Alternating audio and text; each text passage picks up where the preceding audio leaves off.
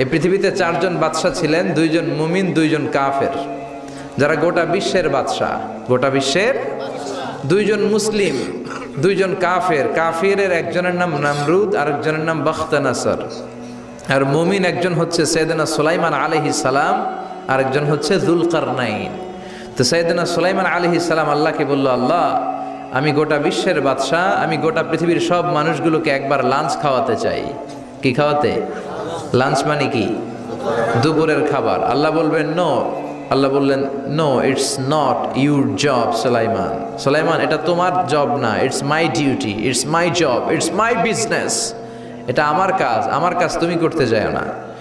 সাইয়েদনা সুলাইমান বললেন, আল্লাহ, আমারে ট্রাই করার চেষ্টা দেন, সুযোগ দেন, আমাকে একটু ট্রাই করার সুযোগ দেন, চেষ্টা করার সুযোগ দেন। আমি একটু চেষ্টা করতে চাই গোটা বিশ্বের সব প্রাণীকুলকে, মৎস্যকুলকে, জিনকুলকে, মানবকুলকে খাওয়াতে চাই। আল্লাহ বললেন, সুলাইমান, এইটা তোমার কাজ নয়, তুমি পারবা না, কাজটা কার? আমি রিজিক দেই। সাইয়েদনা সুলাইমান বললেন, লেট মি ট্রাই, আমাকে একটু চেষ্টা করার তৌফিক দেন, আমি একটু করি, দেখি না পারি কিনা। আল্লাহ রাজি হয় না, সুলাইমান নবীও ছাড়ে না। ভেজাল আছে না নাই? সুলাইমান আলাইহিস সালামের জোরাজোরিতে আল্লাহ রাজি হলেন। সাইয়েদনা সুলাইমানের অনুসারী ছিল জিনেরা। জিনেরা আবার ওনার কথা শুনতো। উনি জিনদের নিয়ে গোল টেবিল বৈঠক করলেন আর বললেন, সাগরের তীরে বিশাল বড় বড় ডেগের মধ্যে রান্না করো, আফ্রিকার গরুগুলোকে ফ্রাই করো, তিমি মাছগুলোকে ভুনা করো, খাসিগুলোকে রেজালা করো, পোলাও করো, খিচুড়ি করো, বিরিয়ানি করো, সব ধরনের খাবার জমা করো। অমুক অমুক দিন দুপুর বেলায় আমি সাইয়েদনা সুলাইমান আলাইহিস সালাম গোটা বিশ্বের সবাইকে দুপুরের খাবার খাওয়াবো। জিনেরা বড় বড় পাতিলে রান্না করা শুরু করে দিল। রাতে রাতে সাগরের তীরে 40 কিলোমিটার এরিয়ার মধ্যে রান্নার স্তূপ। চলে আসলো সেই মাহেন্দ্র দিন, যেদিনে না লাগবে না, যেদিন খাওয়ানো হবে ওই দিন সবাই এসেছে। সাইয়েদনা সুলাইমান উদ্বোধনী ভাষণ দিবেন। উনি বলতে শুরু করলেন, জিনেরা লাইন ধরবে এদিকে, মাছেরা লাইন ধরবে এদিকে, পাখিগুলো লাইন ধরবে এদিকে, মানুষগুলো লাইন ধরবে এদিকে, সবাই লাইনে লাইনে এসে খাবার খেয়ে যাও। সাগরের ভেতর থেকে বিশাল এক তিমি মাছ এসে বলে, সুলাইমান, আমি লাইন মানি না। কি মানি না? আমারে বেলাইনে খাবার দাও। সাইয়েদনা সুলাইমান বললেন, আমি নবী মানুষ, আমি বেলাইন করতে পারি না। তিমি মাছ বলে, আমার পেটে প্রচন্ড ক্ষুধা, এই ক্ষুধায় যদি আমি মরে যাই তাহলে কিয়ামতের দিন আল্লাহ তোমারে ছাড়বে না, কারণ আমি তোমার মেহমান হয়ে এসেছিলাম। ঝামেলা আছে না নাই? সাইয়েদনা সুলাইমান বললেন, বিপদে কি করি? আসলেই তো এই তিমি মাছ আমার মেহমান, আজকে না খেয়ে যদি মারা যায় কিয়ামতের দিন আল্লাহ আমারে ছাড়বে না। সাইয়েদনা সুলাইমান বললেন, ঠিক আছে, শুধু এই তিমি মাছের জন্য বেলাইন, বাকি সবাই লাইনে খাবে। কিছু লোক আছে দেখবেন সব জায়গায় বেলাইন করে, আছে না নাই? র্যাব আছে, পুলিশ আছে, এর ফাঁকে বেলাইন করে ফেলায়, আছে না নাই? তো সাইয়েদনা সুলাইমান জিনদের আদেশ করে দিল, যাও আফ্রিকার একটা গরু, রোস্ট করা একটা গরু তিমি মাছের পেটের ভিতরে ঢুকায় দাও। তিমি মাছ বলল, সুলাইমান, আমি হা করে রাখবো আমার মুখটা, যতক্ষণ না আমার পেট না ভরে তুমি খাবার দিতে থাকবা, পেট ভরে গেলেই মুখ বন্ধ করে ফেলবো। সাইয়েদনা সুলাইমানের কথা অনুযায়ী জিনের বাদশা একটা আস্ত গরু ফ্রাই করা তিমি মাছের পেটের ভিতরে ঢুকায় দিছে, কিন্তু তিমি মাছ হা করে আছে। সাইয়েদনা সুলাইমান বললেন, কয়েকটা খাসি মেরে দাও। কয়েকটা খাসি দিয়ে দিল, তারপরও হা করে আছে। বড় বড় ডেক থেকে পোলাও দাও, খিচুড়ি দাও, বিরিয়ানি দাও, আরো কয়েকটা গরু দাও, হা করে আছে। আরো কয়েকশো গরু দাও, হা করে আছে। আরো কয়েক হাজার গরু দাও, হা করে আছে। সুবহানাল্লাহ কইবেন না? দিতে দিতে 1 কিলোমিটারের খাবার নাই, 2 কিলোমিটারের খাবার শেষ, 10 কিলোমিটারের খাবার শেষ, 20 কিলোমিটার শেষ, 30 কিলোমিটার শেষ, 40 কিলোমিটারের খাবার শেষ। এখনো তিমি মাছের মুখটা হা করা আছে না নাই?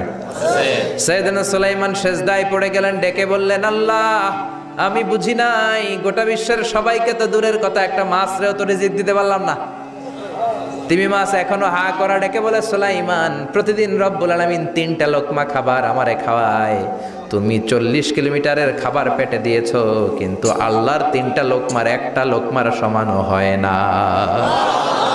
এজন্য আল্লাহ বললেন, ওয়ামা মিন দাব্বাতিন ফিল আরদি ইল্লা আলাল্লাহি রিজকুহা ওয়া ইয়ালামু মুস্তাকাররাহা ওয়া মুস্তাওদাআহা কুল্লুম ফি কিতাবিম মুবিন। আল্লাহু আকবার। এই পৃথিবীতে যত প্রাণী আছে, মানুষ আছে, সবাইকে রিজিক দেয় কে? এজন্য রিজিকের মালিক আল্লাহ ডেকে বললেন, গোলাম আযাব আর গজব ততদিন আসবে যতদিন তোমাদের নাফরমানি বন্ধ না হয়। আর যেদিন থেকে নামাজি হয়ে যাবা, যেদিন থেকে আল্লাহওয়ালা হয়ে যাবা, আযাব আর গজব বন্ধ করে দিবে কে? রহমত দিয়ে দেশটারে ভরে দিবে কে? লা ইন শাকারতুম লা আযীদান্নাকুম। শুকরিয়া করো, আমি নিয়ামত বাড়াই দিব। কার কথা? আল্লাহ। আর জোরে বলেন কার? আল্লাহ সব সময় আমাদেরকে তুমি নিয়ামত গুজারদের অন্তর্ভুক্ত হওয়ার তৌফিক দাও, আমিন। আর জোরে পড়েন আমিন। না সাথী একটা দুইটা কুয়াশা করে না, শুকরিয়া না, লাগবে না শুকরিয়া, এটা রহমতের কুয়াশা। আলহামদুলিল্লাহ পড়েন, সমস্যা হবে না ইনশাআল্লাহ। টিস্যু আছে তো, মুছে নেওয়া যাবে। নাওতলা পশ্চিম পাড়া জামে মসজিদের উদ্যোগে 23তম বার্ষিক ওয়াজ ও দোয়ার মাহফিল। 23 বছর ধরে এখানে কোরআনের কথা হয়। আমরা খুশি না বেজার? আজকের মহতি প্রোগ্রামের সভাপতি বিশিষ্ট সমাজসেবক জনাব মোহাম্মদ ওহিদুল্লাহ সাহেব, চেয়ারম্যান 3 নং মাধাইয়া ইউনিয়ন পরিষদ, আমার নানা ভাই। জোরাজোরি করে আজকে আমার আনছে, আইনাই সারছে। আমি যত বছর বাঁচি অত বছর এনে আসতে হবে। কি বলেন আপনারা? আল্লাহ আমাদের সভাপতি নানা ভাইকে তুমি কবুল করে নাও, আমিন। বিভিন্ন মাহফিল হলেই ছুটে যায়। অনেক চেয়ারম্যান আছে মাহফিল বন্ধ করে, আর আমার নানা ভাই মাহফিল করে, ঠিক কি না? এরকম চেয়ারম্যানের দরকার আছে না নাই? আল্লাহ তুমি ওনাকে কবুল করো। জনপ্রতিনিধি হিসেবে ওনার কাঁধে যে দায়িত্ব, সবগুলো সঠিকভাবে আল্লাহ তুমি আঞ্জাম দেওয়ার তৌফিক দাও। আমাকে রেখেছেন প্রধান বক্তা, আপনাদের শুকরিয়া। আমার আগে কথা বলেছে বিশিষ্ট ইসলামী চিন্তাবিদ জনাব হযরত মাওলানা মোহাম্মদ আলী আশরাফ সাহেব, মুহাদ্দিস চান্দিনা আলামিন কামিল মাদ্রাসা। চমৎকার কথা বলছিলেন, আবার কিছু কালেকশনও করলেন। বিশ্বনবীও কিন্তু কালেকশন করতেন। বিশ্বনবী ঈদের নামাজের পরে মহিলাদেরকে বললেন, তাসাদ্দাকনা, মদিনার মহিলারা তোমরা বেশি বেশি দান খরচ করো, কারণ মেরাজের রাতে আমি দেখেছি পুরুষদের চেয়ে তোমরা নারীরা বেশি জাহান্নামী। নারীরা বলল, কেন রাসূল, আমরা জাহান্নামী কেন, আমগো দোষ কি? বিশ্বনবী বললেন, 2 কারণে। তুকসিরনা লাআনা, তোমরা বেশি বেশি মহিলাদেরকে লানত দাও। রেগে গেলে নারীরা বলে, হেতের উপরে আল্লাহর ঠেড়া হইতো, হেতের উপরে আল্লাহর গজব হইতো, বলে না? তো এক নারী আরেক নারীকে এরকম গালি দাও, ভর্ৎসনা করো, লানত দাও, এটা এক কারণ। আরেক হচ্ছে তাকফুরনাল আশিরা, তোমরা স্বামীর নাশুকরি করো। মায়েরা, বোনেরা, যাদের কানে আমার মাইকের আওয়াজ যায়, স্বামীর নাশুকরি করবেন না, এটা বড় কবিরা গুনাহ। আপনি অনেক আল্লাহর ওলি হতে পারেন, নামাজি হতে পারেন, কিন্তু আপনার স্বামী যদি আপনার উপর নাখোশ থাকে, জান্নাতের দরজা আপনার জন্য খুলবে না। বিশ্বনবী ফাতেমারে বললেন, ফাতেমা, আলী কোথায়? ফাতেমা বলল, আপনার জামাই আলী আমার সাথে ঝগড়া করে বাইরে গেছে। বিশ্বনবীর চেহারাটা আগুনের গোলার মতো লাল হয়ে গেল। বিশ্বনবী ডেকে বললেন, ফাতেমা, তুমি বিশ্বনবীর মেয়ে হতে পারো, কিন্তু আলী তোমার স্বামী। আলী যদি তোমার উপর নাখোশ থাকে, জান্নাতের দরজা তোমার জন্য খুলবে না। কোথায় গেছে আলী, কোথায়? বললেন যে মসজিদে নববীতে গেছে। বিশ্বনবী যে দেখলেন বালির উপরে আলী শুয়ে আছে। বিশ্বনবী মজা করে ডাক দিলেন, ইয়া আবা তোরাব। তোরাব অর্থ বালি, তোরাব মানে কি? বিশ্বনবী ডাক দিলেন, ইয়া আবা তোরাব, মানে হে বালির বাবা আলী, ওঠো। এখন আলী ওঠে না, রাগ করে আসছে। বিশ্বনবী এদিক দিয়ে তাকায়, আলী ওইদিকে তাকায়। বিশ্বনবী ওদিকে আসলে আলী এদিকে তাকায়। মনে মনে করে, এতক্ষণ আপনার মাইয়াই গুতাইছে, এখন আপনি গুতাইতেছেন। বিশ্বনবী যাই বলল, আলী রাগ করো না, ওঠো, তুমি আমার চাচাতো ভাই, আমার ঘরেই তো তুমি মানুষ হয়েছো। ঘাপটি মেরে হাতটা ধরে টান দিলেন। সাইয়েদনা আলী উঠতে বাধ্য হলেন। বিশ্বনবী কারো হাত ধরে টান দিলে ওই লোক বসে থাকতে পারে? উঠে গেলেন, ঘরে নিয়ে আসলেন। নিয়ে এসে বিশ্বনবী খাটের মাঝখানে শুইলেন। ডান দিকে শোয়ালেন আলীকে, বাম দিকে শোয়ালেন ফাতেমাকে। এবার মেয়ের জামাইকে আর মেয়েকে বুঝাতে লাগলেন, নসিহত করতে লাগলেন, গল্প শোনাতে লাগলেন। কি রোমান্টিক শ্বশুর! এরকম রোমান্টিক শ্বশুর পৃথিবীতে দ্বিতীয়টা খুঁজে পাওয়া যাবে? সুবহানাল্লাহ পড়েন। বিশ্বনবীর কাজই ছিল ঝগড়া লাগলে এরকম মিলায়া দেওয়া। কি করা? মিলায়া দিবেন। সমাজে অনেকে আছে ঝগড়া লাগলে আরো লাগায়া দেয়, আছে না নাই? আগুন লাগলে কি দিয়ে নিবান? পানি ডালতে হয়, অনেকে তেল ডালে। কি ডালে? তো আগুন আরো জ্বলে ওঠে। বিশ্বনবী বললেন, না, খবরদার, ইসলাহু যাতিল বাইন, মিলায় দিবেন। স্বামী স্ত্রীর ঝগড়া মিলায় দেন, ভাইয়ে ভাই কোপাকুপি মিলায় দেন, এলাকায় এলাকায় গ্রামে গ্রামে মারামারি না লাগাইয়া মিলায় দেন। জান্নাতে আপনার ঘরটারে বড় করে দিবে কে? আল্লাহ। বিশ্বনবীর কাজ ছিল মিলায় দেয়া। বিশ্বনবী মক্কা থেকে মদিনায় হিজরতের আগে মদিনায় 2টা গোত্র ছিল। এই গোত্রের মধ্যে 120 বছর ধরে মারামারি। কয় বছর? 120। কেউ এই মারামারিটা বন্ধ করতে পারে না। গোত্র 2টার নাম হচ্ছে আউস আর খাজরাজ, আউস খাজরাজের মারামারি। বাবা মরে যাওয়ার সময় ছেলের ওসিয়ত করা যায়, নসিহত করা যায়, বাবারে আমারে কোপাইছে তুইও কোপাবি। ওই বলে আবার নাতিরে কয় আমারে মারছে তুইও মারবি। তো বংশ পরিক্রমায় মারামারি চলতেই থাকে, কেউ আর থামাইতে পারে না। বিশ্বনবী মক্কা থেকে মদিনায় হিজরত করতে এসে মদিনায় বাসাবাড়ি করে 7 দিনের মাথায় 120 বছরের মারামারি থামায় দিলেন। কি নবী ছিল, মিলায় দিতেন। ফাসলিহু বাইনা আখাওয়াইকুম, ভাইয়ে ভাইয়ে মারামারি লাগলে মিলায় দাও। স্বামী স্ত্রীর ঝগড়া হলে মিলায়ে দিবেন। এজন্য মায়েরা বোনেরা বিশ্বনবী বলেছেন তাকফুরনাল আশিরা, মেয়েদের সবচেয়ে বড় একটা সমস্যা হচ্ছে স্বামীর নাশুকরি করে। স্বামী দিতে পারলে ভালো, দিতে না পারলে কয় তুমি আমার জীবনে কিচ্ছু দাও নাই। এরকম আছে না নাই? স্বামী আর স্ত্রী বানায় যেজন মিস্ত্রি সে বড় আজব কারিগর, ঠিক কি না? এজন্য এই সম্পর্কটা সাইয়েদানা আদম আর হাওয়া থেকে শুরু হয়েছে, কিয়ামত পর্যন্ত স্বামী আর স্ত্রীর এই সম্পর্কের মাধ্যমে গোটা বিশ্বটারে জারি রেখে দিয়েছে কে? তো এই জন্য নারীদের জন্য জান্নাতে যাওয়া সহজ, তারা যদি কিছু প্রসিডিউর মেনটেন করে। বিশ্বনবী বললেন কোন নারী যদি 4টা কাজ করে ওই নারীর জন্য 8টা জান্নাতের দরজা খুলে দিবে কে? আল মারআতু ইযা সাল্লাত খামসাহা সামাত শাহরাহা আতাআত বা'লাহা হাফিজাত ফুরুজাহা ফালতাদখুল মিন আইয়ি আবওয়াবিল জান্নাতি শাআত। মায়েরা ভালো করে শোনেন, যে নারী 5 ওয়াক্ত সালাত পড়বে, রমাদানের রোজা রাখবে, স্বামীর আনুগত্য করবে, লজ্জাস্থানের হেফাজত করবে, এই 4টা কাজ করলে আল্লাহ তাআলা তার জন্য 8টা জান্নাতের দরজা খুলে দিবেন। এজন্য বিশ্বনবীও কালেকশন করতেন। তো বিশ্বনবী বললেন মহিলারা বেশি বেশি দান করো। এই কথা শোনার পরে মহিলারা দান করা শুরু করলো। কেউ নাকের ফুল, কেউ কানের দুল, কেউ হাতের বালা, কেউ পায়ের নূপুর, কেউ গলার চেইন বিশ্বনবীর হাতে জেহাদের জন্য দান করতে শুরু করলেন। বিশ্বনবীর হাত কয়টা? একটা বলে 2টা। তো 2 হাতে বিশ্বনবী আর কয়টা নেবেন? আর নিতে পারে না। বেলালরে বললেন বেলাল তোমার চাদরটা নিয়ে আস। বেলাল এরকম চাদর নিয়ে ধরলেন। বিশ্বনবী কালেকশনের ওয়াজ শুরু করলেন আর বেলাল কালেকশনের সব জিনিসপত্র গুছাতে লাগলো। কোন সুবহানাল্লাহ। এজন্য কালেকশন করাটাও সুন্নাত, তবে ওটা একটা লিমিটেশনের মধ্যে, একটা সৌন্দর্যের মধ্য দিয়ে। কিছু কিছু মাদ্রাসার ছেলে মেয়েদেরকে চাল ওঠানোর জন্য বাড়ি বাড়ি পাঠায়, আছে না নাই? এদের ছোটবেলা থেকে মানসিকতাগুলো নষ্ট করে দেওয়া হয়। কেমন করে অন্যের কাছে হাত পাতবে এটা শেখানো হয়। ইসলাম বলে আল ইয়াদুল উলিয়া খায়রুম মিন আল ইয়াদিস সুফলা, উপরের হাত নিচের হাতের চেয়ে উত্তম। যে দেয় আর যে নেয় তাদের মধ্যে সেরা যে দেয়, চিল্লায় কোন ঠিক কিনা? আবার ইসলাম বলে দেওয়ার সময়ও ভারসাম্য করে দিবা, দেওয়ার সময় কিপটামি করা যাবে না, আবার ঘরে যা আছে সবও দিয়ে দেওয়া যাবে না, ঠিক কিনা? বিশ্বনবীর গায়ে একবার একটা জুব্বা, কয়টা? এক ভিক্ষুক এসে বলে নবী আমার জুব্বা নাই, আমার জুব্বা দেন। দয়ার নবী মায়ের নবী নিজের জুব্বাটা খুলে দিয়ে ওই ভিক্ষুকের হাতে তুলে দিলেন। এখন নবীর গায়ে কোনো জুব্বা নাই। বিশ্বনবী এখন ঘর থেকে বেরোতে পারে না। সাহাবারা এসে ঘরে নক করে, বিশ্বনবী বেরোতে পারে না। আল্লাহ আয়াত নাজিল করলেন ওয়াল্লাযীনা ইযা আনফাকু লাম ইউসরিফু ওয়া লাম ইয়াকতুরু ওয়া কানা বাইনা যালিকা কওয়ামা। মুমিন বান্দাদের গুণাবলী যখন দান করে কিপটামি করবে না, আবার অপচয়ও করবে না। এই আয়াত দিয়ে আল্লাহ বুঝাতে চাইলেন, নবীরে ধমক দিলেন, ও নবী 2টা জামা থাকলে একটা দিতেন, 3টা থাকলে একটা দিতেন, একটা যখন ছিল এইটা দিলেন কেন? এখন নিজে পড়বেন কি? সুবহানাল্লাহ কইবেন না? ইসলাম তো ব্যালেন্সড রে ভাই, ইসলাম ভারসাম্যপূর্ণ। ইসলামের সব বিধানগুলো আপনার সাথে স্যুট করবে, ম্যাচ করবে, এটা জীবন ঘনিষ্ঠ। ইসলামে এমন কোনো বিধান দেয়া হয় নাই যেটা আপনার খারাপ লাগবে। অন্যান্য সব ধর্মের প্রতি শ্রদ্ধা রেখেই বলি, আমার ইসলাম যে আহকাম আমাদেরকে দিয়েছে এরকম বিধান কোনো ধর্মের ভেতরে নাই, চিল্লা এখন ঠিক কিনা? হিন্দু ভাইদের প্রতি আমি শ্রদ্ধা রাখি, কারণ অনেক হিন্দু আমার মাহফিলে এসে কথা শুনে। হিন্দু ধর্মের একটা নিয়ম ছিল সতীদাহ প্রথা। স্বামী মারা গেলে ওয়াইফকেও স্বামীর সাথে বেঁধে আগুন দিয়ে জ্বালায় দাও, ছিল না নিয়মটা? রাজা রামমোহন রায় এসে এটা উঠায় দিল।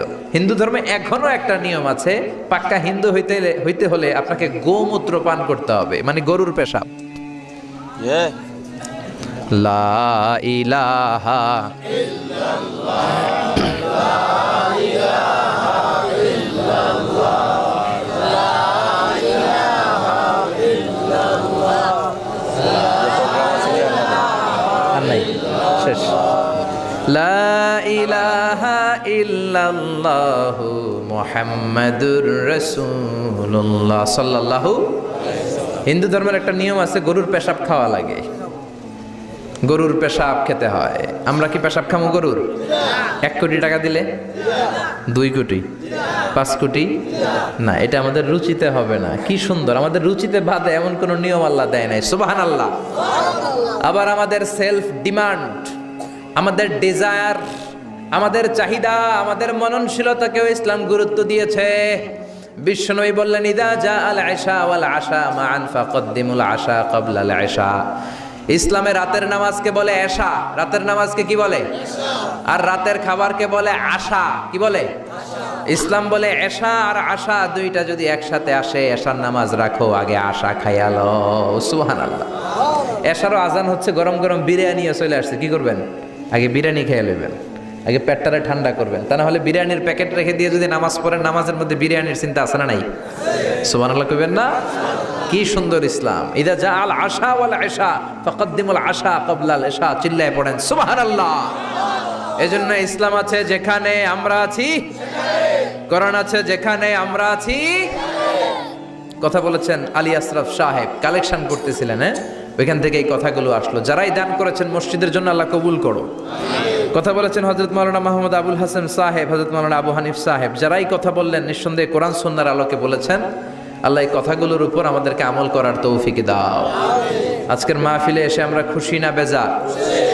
আসুন আমরা তাকবীর দিয়ে আমাদের এই খুশির ধারাবাহিকতা বজায় রাখি। আমি পড়বো লিল্লাহে তাকবীর, আপনারা আমার সাথে তাকবীর দিবেন। পড়বেন আল্লাহু আকবার। পড়েন লিল্লাহে তাকবীর, লিল্লাহে তাকবীর, লিল্লাহে তাকবীর। আসুন এই চমৎকার রজনীতে আমাদের দামি সময় নষ্ট না করে আমরা মহাবিশ্বের মহাবিশ্বয় মহাগ্রন্থ আল কোরআন থেকে কথা শুনি। এর কারণ কোরআন এমন বরকতময় কিতাব, এই কিতাবের একটা ভুলও আজ কেউ ধরে দেখাইতে পারে নাই। বরং ভুল ধরতে আসলে তার হেদায়েতের রাস্তা খুলে যায়, ঠিক কিনা? কেউ কোরআনের ভুল ধরতে পারে নাই, কোরআনকে সংশোধন করা যায় নাই, কোরআনের শত্রুতা করে এর বিরুদ্ধে ষড়যন্ত্র করে কেউ সফল হতে পারে নাই। চিল্লা এখন ঠিক কিনা? এজন্য রব্বুল আলামিন বলেন, এমন কিতাব একটা দিলাম, এই কিতাব তেলাওয়াত করলে হৃদয়টারে ঠান্ডা করে দেয় কে? ঈমান বাড়িয়ে দেয় কে? ওয়া ইযা তুলিয়াত আলাইহিম আয়াতুহু যাদাতহুম ঈমানা। মুমিন বান্দাদের সামনে কোরআনের তেলাওয়াত করলে ঈমান বাড়ায় দেয় কে? শুধু মুমিনদের ঈমান বাড়ায় না, কাফেরদের সামনে তেলাওয়াত করলেও কাফেরদের কলিজাও ঠান্ডা হয়ে যায়। সুবহানাল্লাহ পড়েন। মিশরের একজন কারি ছিল, কারি আব্দুল বাসেত ইবনে আব্দুস সামাদ। ওনাকে নিয়ে মিশরের প্রেসিডেন্ট জামাল আব্দুল নাসের রাশিয়াতে একটা সফর করলো। তখন আবার রাশিয়ার নাম ছিল সোভিয়েত ইউনিয়ন। কি ছিল? Soviet union. এখন হয়েছে রাশিয়া। বিশাল মন্ত্রী পরিষদের বহন নিয়ে গেল। রাশিয়ার প্রেসিডেন্ট মিশরের প্রেসিডেন্টকে লাল গালিচার সংবর্ধনা দিয়ে ওয়েলকাম করলো। এবার মিশরের প্রেসিডেন্ট তার মন্ত্রী পরিষদকে পরিচয় করায় দিচ্ছে যে এটা হচ্ছে আমার হোম মিনিস্টার, এটা আমার এডুকেশন মিনিস্টার, এটা আমার ফিনান্স মিনিস্টার। তো সবাইকে পরিচয় করে দেওয়ার পরে ওনার সাথে যে মিশরের কারি আব্দুল বাসেতের দিকে তাকিয়ে রাশিয়ার প্রেসিডেন্ট বলে, এইটা আবার কোন মন্ত্রী? এটা হোমমন্ত্রী, এটা শিক্ষামন্ত্রী, এটা অর্থমন্ত্রী, এই যে জুব্বা পরা এই লোকটা, এটা আবার কোন মন্ত্রী? তো মিশরের প্রেসিডেন্ট বলে, এটা আমাদের কোনো মন্ত্রী না, এটা আমগো কারি। এটা কি? হেরা কি কারি কি বুঝে? এরা বলতেছে কারি আবার কি? তো মিশরের প্রেসিডেন্ট জামাল আব্দুল নাসের বলে, he is the reciter of our holy book Quran. তিনি আমাদের ধর্মীয় গ্রন্থ কোরআন তেলাওয়াত করে আমাদেরকে শোনায়। আমরা আমাদের বিভিন্ন প্রোগ্রামে ওনাকে ইনভাইট করি, উনি আমাদের ধর্মীয় গ্রন্থ আবৃত্তি করে শোনায়। তো রাশিয়ার প্রেসিডেন্ট বলে, তোমাদের ধর্মগ্রন্থ আবৃত্তি করে শোনায়? তোমাদের প্রোগ্রামে আজকে রাতেও তো আমাদের জাতীয় প্রোগ্রাম, একটা বড় প্রোগ্রাম আছে, যেই প্রোগ্রামে আমরা সবাই মদ খাবো আর বেলি ড্যান্স দেখবো। কোমর দুলানো ডান্স, রূপবানে নাচে কোমর দুলাইয়া, এই কোমর দুলানো ডান্স আমরা দেখব। তো তুমি যদি বলো আজকের এই ডান্স বন্ধ করে আমরা তোমাদের কারি সাহেবের কাছ থেকে তেলাওয়াত শুনতে পারি, জামাল আব্দুল নাসের বলল ঠিক আছে তাই করেন, ডান্স বন্ধ করে দেন। তো রাশিয়ার প্রেসিডেন্ট কয় ওকে ডান, দ্য ডিসিশন ইজ ফাইনাল। আজকে রাতে কোমর দুলানো নৃত্য হবে না, আজকে তোমাদের কারি সাহেবের তেলাওয়াত শুনবো আর মদ খাবো। কি খাবো? ড্যান্স বন্ধ করছে, মাগার মদ বন্ধ করে নাই। তো আব্দুল বাসেদ রাজি হলেন, ওনাকে নিয়ে যাওয়া হলো, সিঙ্গাররা গিটার দিয়ে যেখানে গান গায় ওখানে বসানো হলো ওনারে। আর সবার হাতে মদ, হুইস্কি, রেড ওয়াইন, অ্যালকোহল নিয়ে বসেছে যে মদ খাবে। রাতে এরা মদ খায়, 2-1 প্যাক না খেলে এদের ঘুম হয় না। তা আব্দুল বাসেত ওই দিন তেলাওয়াত করেছিলেন চোখ বন্ধ করে। আর চোখ বন্ধ করার আগে, তেলাওয়াতের আগে আল্লাহ বলেছেন, আল্লাহ এই যে এতগুলো কমিউনিস্ট লিডার, আমি আমার গলায় তুমি যত সুর দিয়েছো, আমি দরদ দিয়ে তেলাওয়াত করব, তুমি তোমার কোরআনের বাণীটা এই কমিউনিস্ট কাফের লিডারদের অন্তরের ভিতরে ঢুকাইয়া দিও। সবাই মদ নিয়ে রেডি। উনি শুরু করলেন আউযু বিল্লাহি মিনাশ শাইতানির রাজিম বলে তেলাওয়াত শুরু করলেন। ওনার তেলাওয়াত যখন শুরু হলো, কেউ আর মদ খায় না, মদের গ্লাস রেখে দিয়ে সবাই ওনার দিকে তাকিয়ে রইল। উনি ওনার কণ্ঠে যত দরদ ছিল, সুর ছিল, সুরের ঝংকার ছিল, মেলোডি ছিল, ভয়েস ছিল, সব উজাড় করে কোরআন তেলাওয়াত করতে লাগলেন। কমিউনিস্ট লিডারগুলো তেলাওয়াত শুনতে শুনতে মনের অজান্তে চোখের পানি ছাড়তে শুরু করছে। লম্বা সময় তিনি তেলাওয়াত করলেন, ওরাও মদ খাওয়া রেখে দিয়ে কান্না জুড়ে দিল। তেলাওয়াত শেষ, চোখ খুলে দেখে কেউ মদ খায় নাই, সবার চোখে পানি। মিশরের প্রেসিডেন্ট জামাল আব্দুল নাসের ওদেরকে বলল, did you understand the meaning of the verses of the holy Quran? এই যে আমাদের কারি সাহেব তেলাওয়াত করছে, তোমরা কি অর্থ বুঝছো? কয় না, বুঝি নাই। তো কান্দলা কেন, চোখে পানি কেন? কমিউনিস্ট কাফের লিডাররা বলে, আমাদের জীবনে এত সুন্দর তেলাওয়াত, সুরেলা কণ্ঠ আমরা শুনি নাই। এই তেলাওয়াতটা শুনে আমাদের হৃদয় ঠান্ডা হয়ে গেছে, যদিও বুঝি না, কিন্তু হৃদয়টা ঠান্ডা ঠান্ডা লাগে, অন্তরটা প্রশান্ত প্রশান্ত লাগে। আমাদের অন্তরে অনেক জ্বালা, অনেক যন্ত্রণা, আমাদের অনেক দুঃখ আর কষ্ট, এগুলোকে ভুলে থাকার জন্য আমরা রাতে বেলি ড্যান্স দেখি আর মদ খাই। তবে এরকম কারি যদি আমাদের দেশে থাকতো, আমরা বেলি ড্যান্স না দেখে প্রতিদিন রাতে তেলাওয়াত শুনতাম। ওই কোরআন আজও আছে না নাই? আজ সেই কোরআন আছে, হাদিস আছে, সেই ঈমান আর মানুষ নে, সেই আলী হায়দারে ওসমান নেই। আজানের ধ্বনি আছে আগেরই মতোই, আজানের ধ্বনি আছে আগেরই মতোই, বেলালের সেই রূহ নেই, বেলালের সেই রূহ নেই। আজ সেই কোরআন আছে, হাদিস আছে, সেই ঈমান আর মানুষ নেই, সেই আলী হায়দারে ওসমান নেই। চিল্লা এখন ঠিক কিনা? এজন্য কোরআন আজও আছে। ওই কোরআন থেকে দরদ দিয়ে তেলাওয়াত করতে পারলে কাফেরদের হৃদয়কেও ঠান্ডা করে দিবে কে? এজন্য এই কিতাব এমন কিতাব, যেই কিতাবের ভুল খুঁজে বের করা যায় না। ভুল ধরতে আসলেই তার ভুলটাই আল্লাহ তার চোখের সামনে তুলে ধরে। চিল্লায় বলেন ঠিক কিনা? সেই কোরআন থেকে আমরা কথা শুনবো, সেই কোরআনের আলোতে নিজেদেরকে আমরা আলোকিত করার চেষ্টা করব। রাজি আছেন? অনেক রাত, সময় আমাদের কম, কথা আমাদের বেশি। আসুন সরাসরি আমরা মহাবিশ্বের মহাবিশ্বয় মহাগ্রন্থ আল কোরআন আল করিম থেকে আমরা কথা শুনবো। আমি আমার খুতবার শুরুতে সূরাতু বনী ইসরাইলের ছোট্ট একটা আয়াত তেলাওয়াত করেছি। আজকের এই চমৎকার রাতের আলোকে কিছু কথা শুনবো। সবাই পড়েন ইনশাআল্লাহ। সূরা বনী ইসরাইলের এই 23 নম্বর আয়াতে আল্লাহ তাআলা ইরশাদ করে বলছেন, ও আমার গোলামেরা, আমি আল্লাহর পক্ষ থেকে তোমাদের জন্য স্পেশাল 2টা ফায়সালা আছে, স্পেশাল 2টা ঘোষণা আছে। এই ঘোষণাগুলার কোনো নড়চড় হবে না, অনড় ঘোষণা। ফায়সালা কয়টা? 2টা। রব্বুল আলামিন বলেন, ওয়াকাদা রাব্বুকা আল্লা তা'বুদু ইল্লা ইয়্যাহু ওয়া বিল ওয়ালিদাইনি ইহসানা। আমি আল্লাহর প্রথম ফায়সালা হলো আল্লাহ তা'বুদু ইল্লা ইয়্যাহ। এই জমিনে কারো ইবাদত করা যাবে না একজনের ছাড়া, তিনি কে? কারো জিকির করা যাবে না একজনের ছাড়া, তিনি কে? কাউকে সেজদা দেয়া যাবে না একজনকে ছাড়া, তিনি কে? এখন আপনি যদি মসজিদেও সেজদা দেন, মাজারেও সেজদা দেন, তাহলে কি আপনি আল্লাহর বান্দা হতে পারলেন নাকি? মাজারে সেজদা দেয়া যাবে না, সেজদা দিতে হবে মসজিদে। সেজদা পাওয়ার অধিকারী একজন। এজন্য আল্লাহ বলেন, ওয়াসজুদ ওয়াক্তারিব, সেজদা দাও, আমার নিকটবর্তী হও। বান্দা যখন সেজদা দেয়, বান্দা আল্লাহর কাছে চলে যায়। দেখা যায় মসজিদের মধ্যে সেজদা পড়ে, কার্পেটের মধ্যে সেজদা পড়ে, জায়নামাজে পড়ে। আল্লাহ বলে না, জায়নামাজে পড়ে নাই, আমি আল্লাহর কুদরতি পায়ের উপরে তোর সেজদাটা পড়েছে।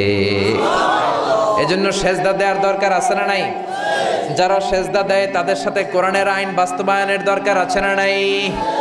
এজন্য আল্লাহ বললেন আমার ফয়সালা দুইটা। জোরে বলেন কয়টা? এক নাম্বার ফয়সালা, আল্লাহ তা'বুদু ইল্লা ইয়া, এক আল্লাহ ছাড়া অন্য কারো ইবাদত করা যাবে না। আল্লাহ বললেন জিন জাতি আর মানব জাতি, এই দুইটা জাতিকে আমি তৈরি করেছি শুধুমাত্র আমার ইবাদতের জন্য। কার কথা? আমা খালাকাতুল জিন্না ওয়াল ইনসা ইল্লা লিয়াবুদুন, জিন জাতি এবং মানব জাতিকে আমি তৈরি করলাম আমার ইবাদতের জন্য। কার ইবাদত? ডাকবেন কারে? নাকি খাজা বাবারে? কেউ ফিরে না খালি হাতে, খাজারে তোর দরবারেতে, বলে না? ভুয়া কথা। দরবারে যে খালি হাতে ফিরে না, এটা একটা ভুয়া কথা। কত দরবার থেকে মানুষ খালি হাতে ফিরে। জামা নিয়ে গেছে, জামা হারাই গেছে। মোবাইল নিয়ে গেছে, মোবাইল চুরি হয়ে গেছে। জুতা নিয়ে গেছে, জুতা চোরে নিয়ে গেছে, এখন খালি হাতে খালি পায়ে ফিরে আসে। এরকম আছে না নাই? একটা দরবার থেকে কেউ কোনোদিন খালি হাতে ফিরে না। দরবারটা কার দরবার?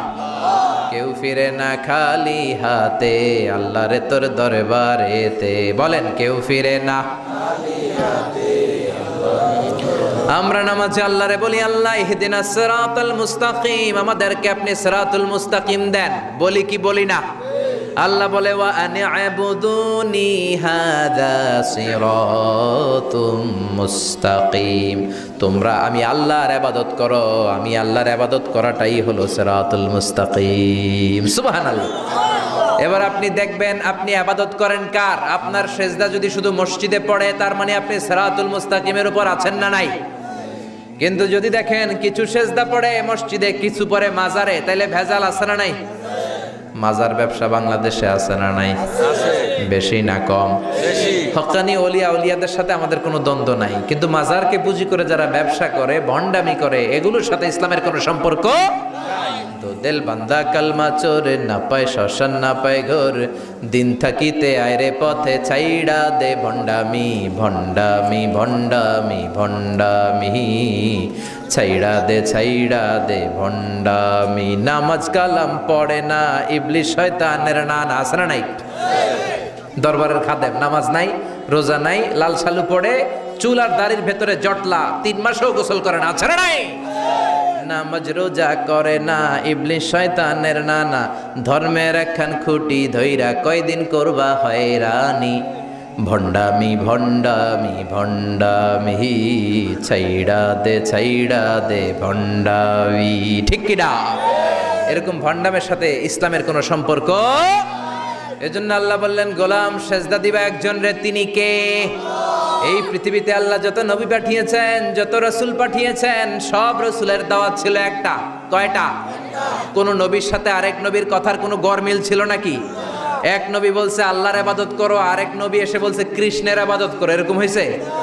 এক নবী বলে আল্লাহর ইবাদত করো, আরেক নবী বলে গৌতম বুদ্ধের ইবাদত করো। এরকম আছে নাকি?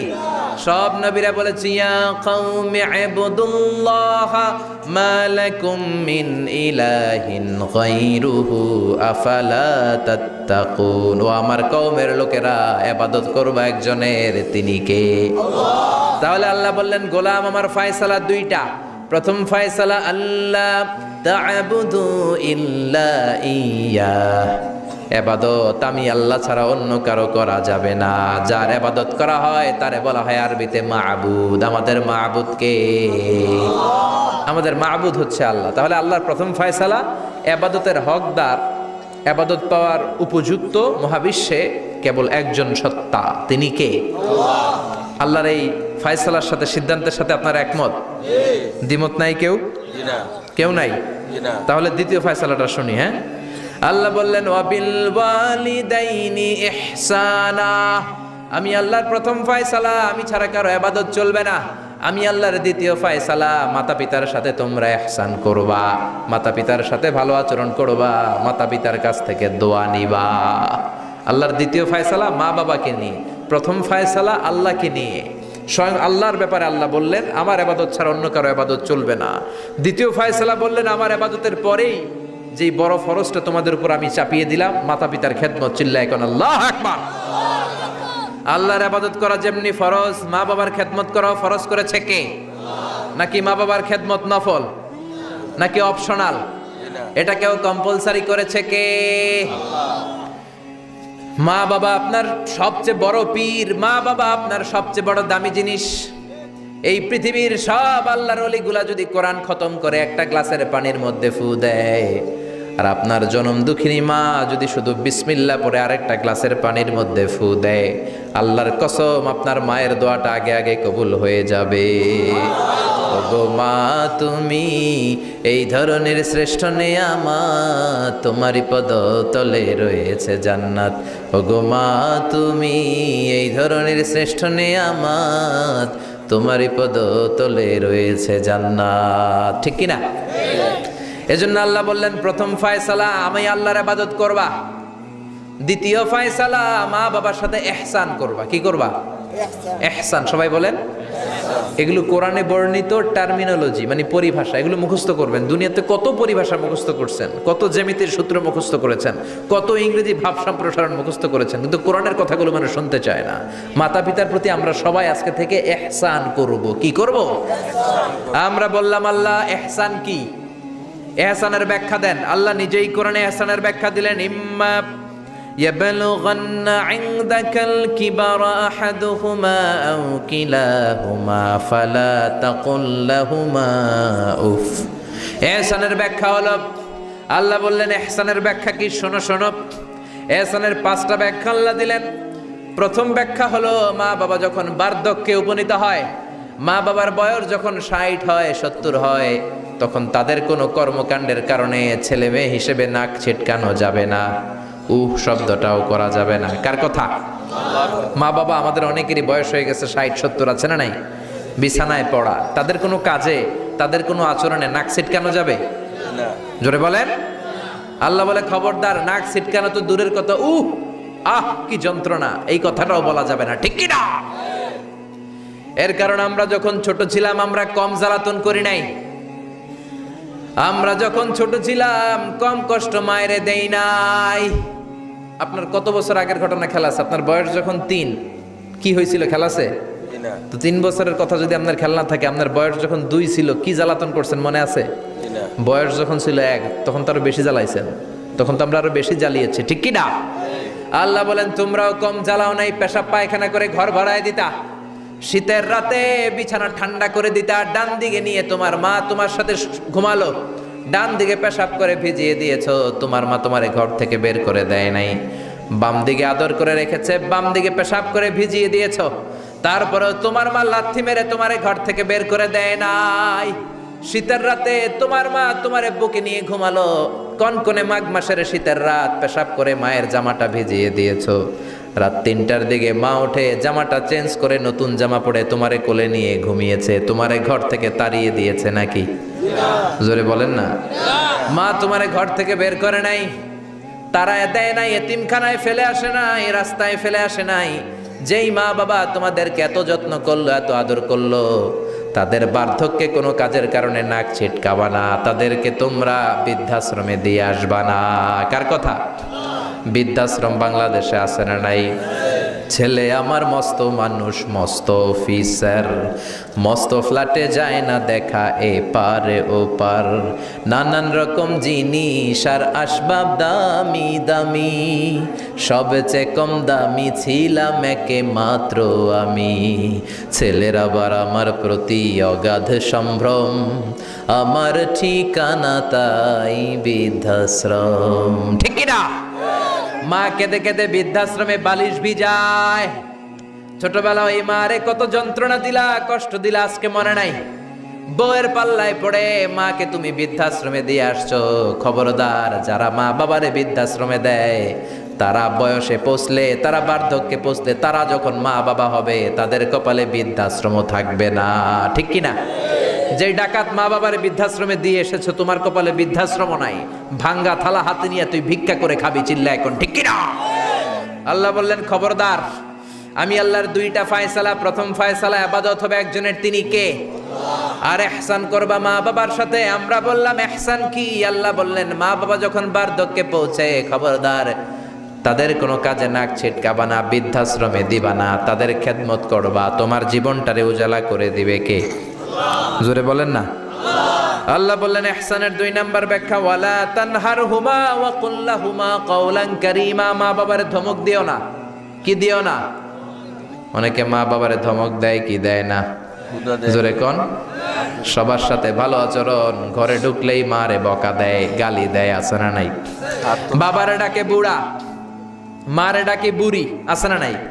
তুমি কেমন করে বাবারে বুড়া ডাকলা, মারে বুড়ি ডাকলা? তাদের এই বয়সটা তো এমনি এমনি হয় নাই। তোমারে লালন পালন করতে যেই তারা তাদের জীবন যৌবন হারিয়ে আজকে বুড়া বুড়ি, ঠিক কি না? তোমাকে মানুষের মতো মানুষ করতে যে তারা তাদের জমি হারালো, তোমারে বিদেশ পাঠাতে যে তারা তাদের ভিটে মাটি হারালো। খবরদার ওইরকম দয়াময় মা বাবাকে ধমক দিও না। কার কথা? ওয়ালা তানহারহুমা। 3 নাম্বার ব্যাখ্যা আল্লাহ বললেন ওয়াকুল লাহুমা কাওলান কারীমা। মা বাবার সাথে কোমল আচরণ করো, মোলায়েম ভাষায় কথা বলো, নরম ভাষায় কথা বলো। কি ভাষায়? নরম ভাষায়। অনেকে আছে দেখবেন সবার সাথে খুব মিষ্টি আলাপ, বন্ধু বান্ধবের সাথে ভালো আচরণ, বাজারে গেলে ভালো আচরণ, স্কুলে ভালো আচরণ, ঘরে ঢুকলেই মায়ের গালি দেয়, আছে না নাই?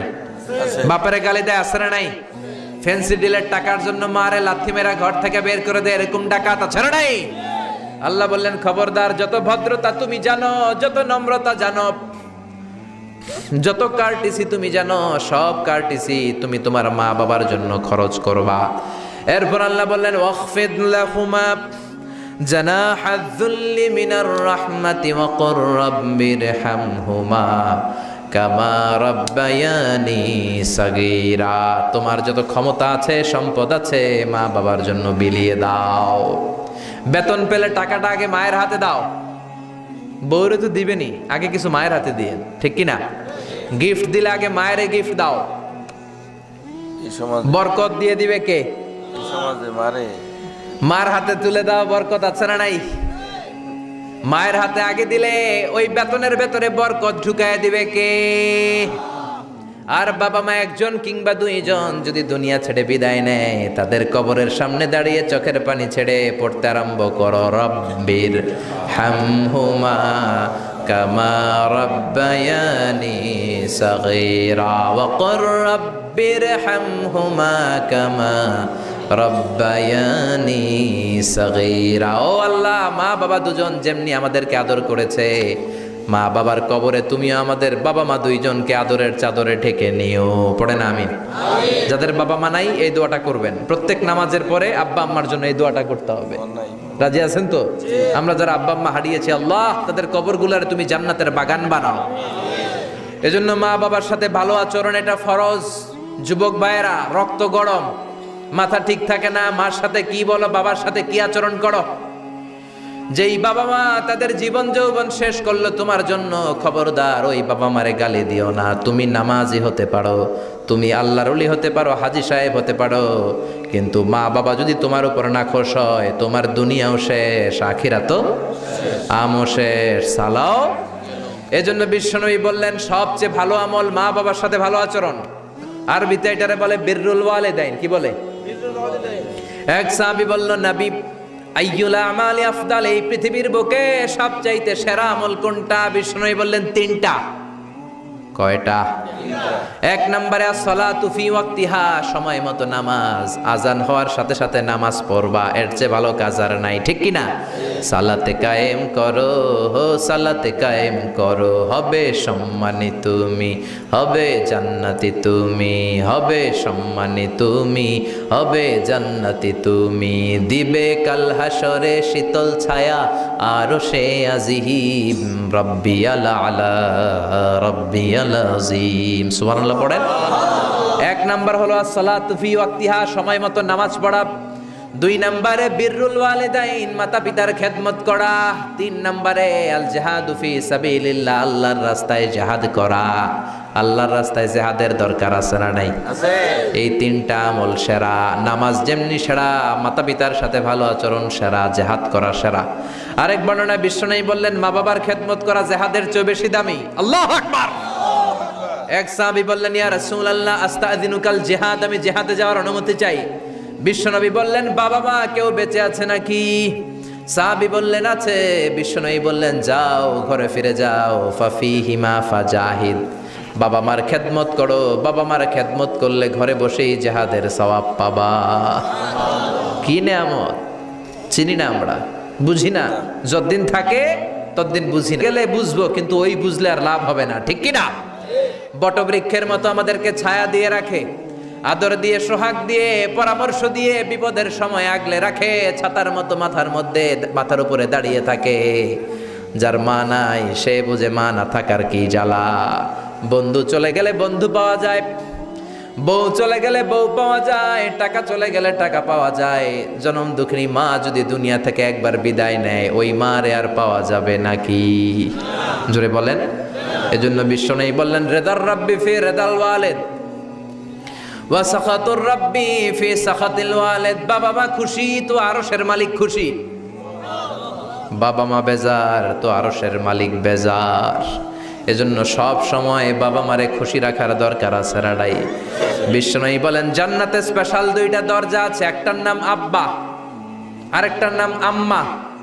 একটা দরজার নাম আল আব, আরেকটার নাম আল উম। এই দুইটা দরজা আমাদের ঘরে আছে না নাই?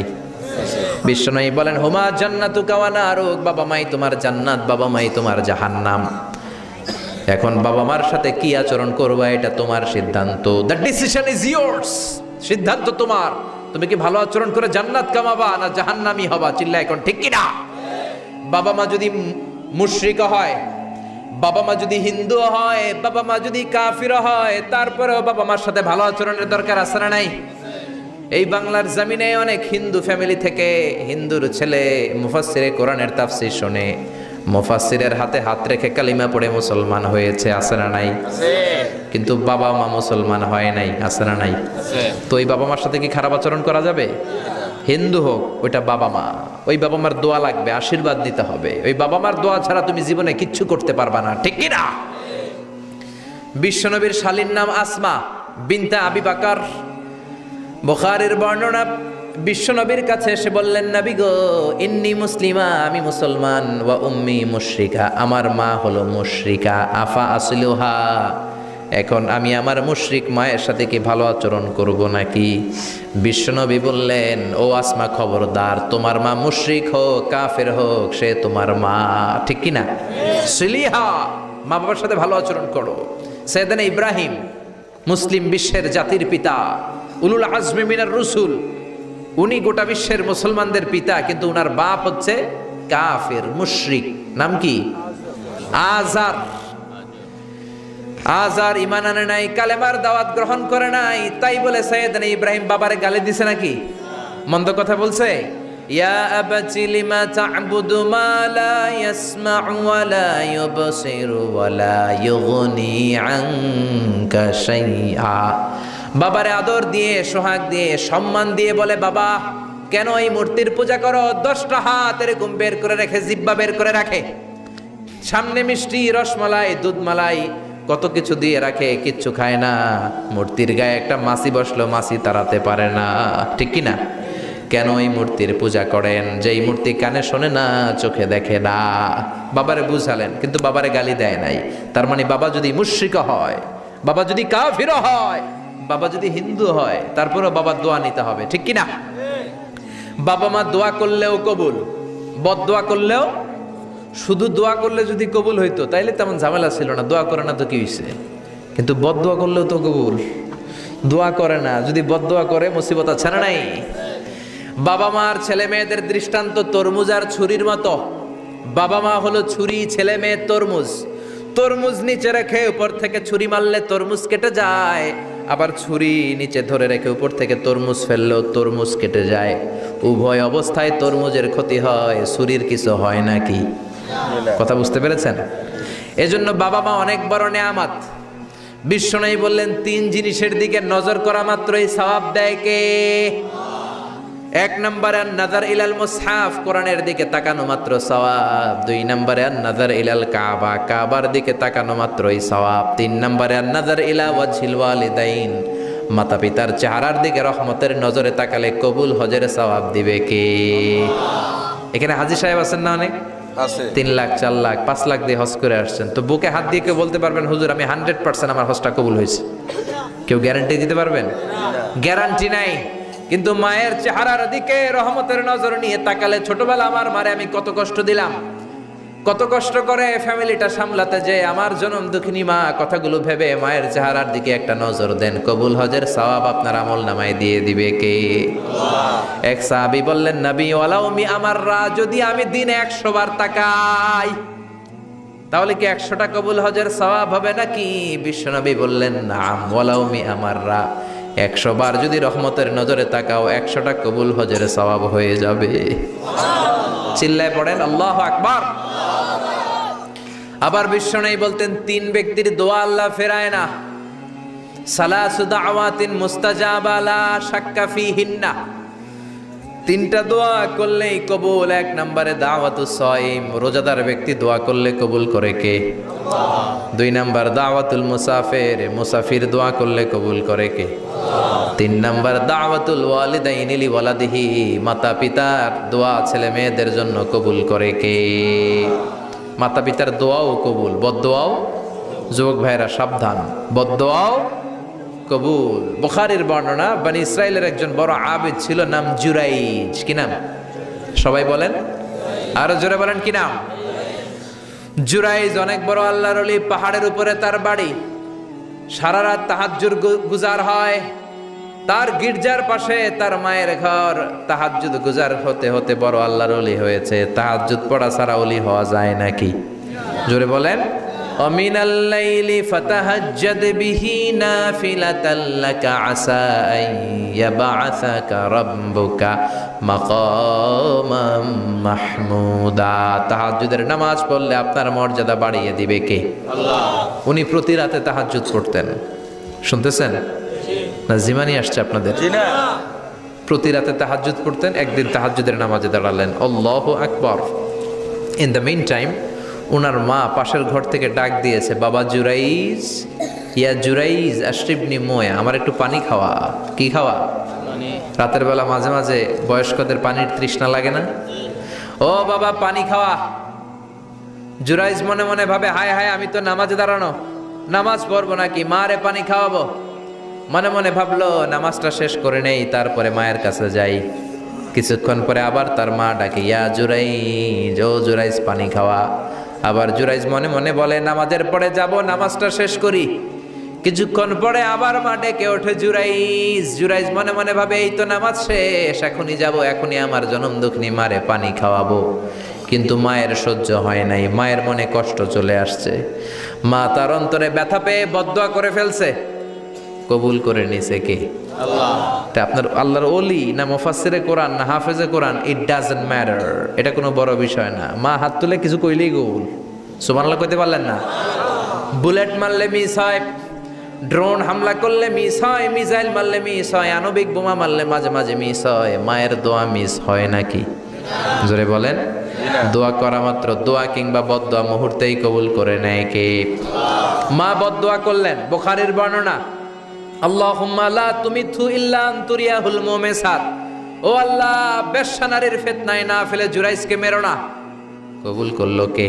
আল্লাহ। 3 দিন পর এক বেশ্যা নারী এসে হাজির, দরজায় নক করতে শুরু করেছে। জুরাইজ দরজা খোলো। খোলার পরে বেশ্যা নারী বলে, দেখো আমি কত সুন্দরী, অনন্যা, সুস্নিগ্ধা, প্রিয়ংবদা, সুহাসিনী, সুকেশিনী, অসূর্যম পশ্যা, কাক পক্ষী টের পাবে না, পৃথিবীর কেউ দেখবে না, চলো আমরা অপকর্মে লিপ্ত হই। জুরাইজ বলে, মাআদাল্লাহ, আমি আল্লাহরে ভয় পাই, আমার এইখান থেকে দূর হয়ে যাও। জুরাইজের কাছে সুবিধা করতে পারে নাই, না পেরে বেশ্যা পাহাড় থেকে নেমে এসে দেখে এক রাখাল সারাদিন ছাগল চরানোর পর ক্লান্ত শ্রান্ত হয়ে ঘুমাইতেছে। রাখাল রে উঠায় বলে, দেখো আমি সুন্দরী। রাখালকে পাইছি তোরে।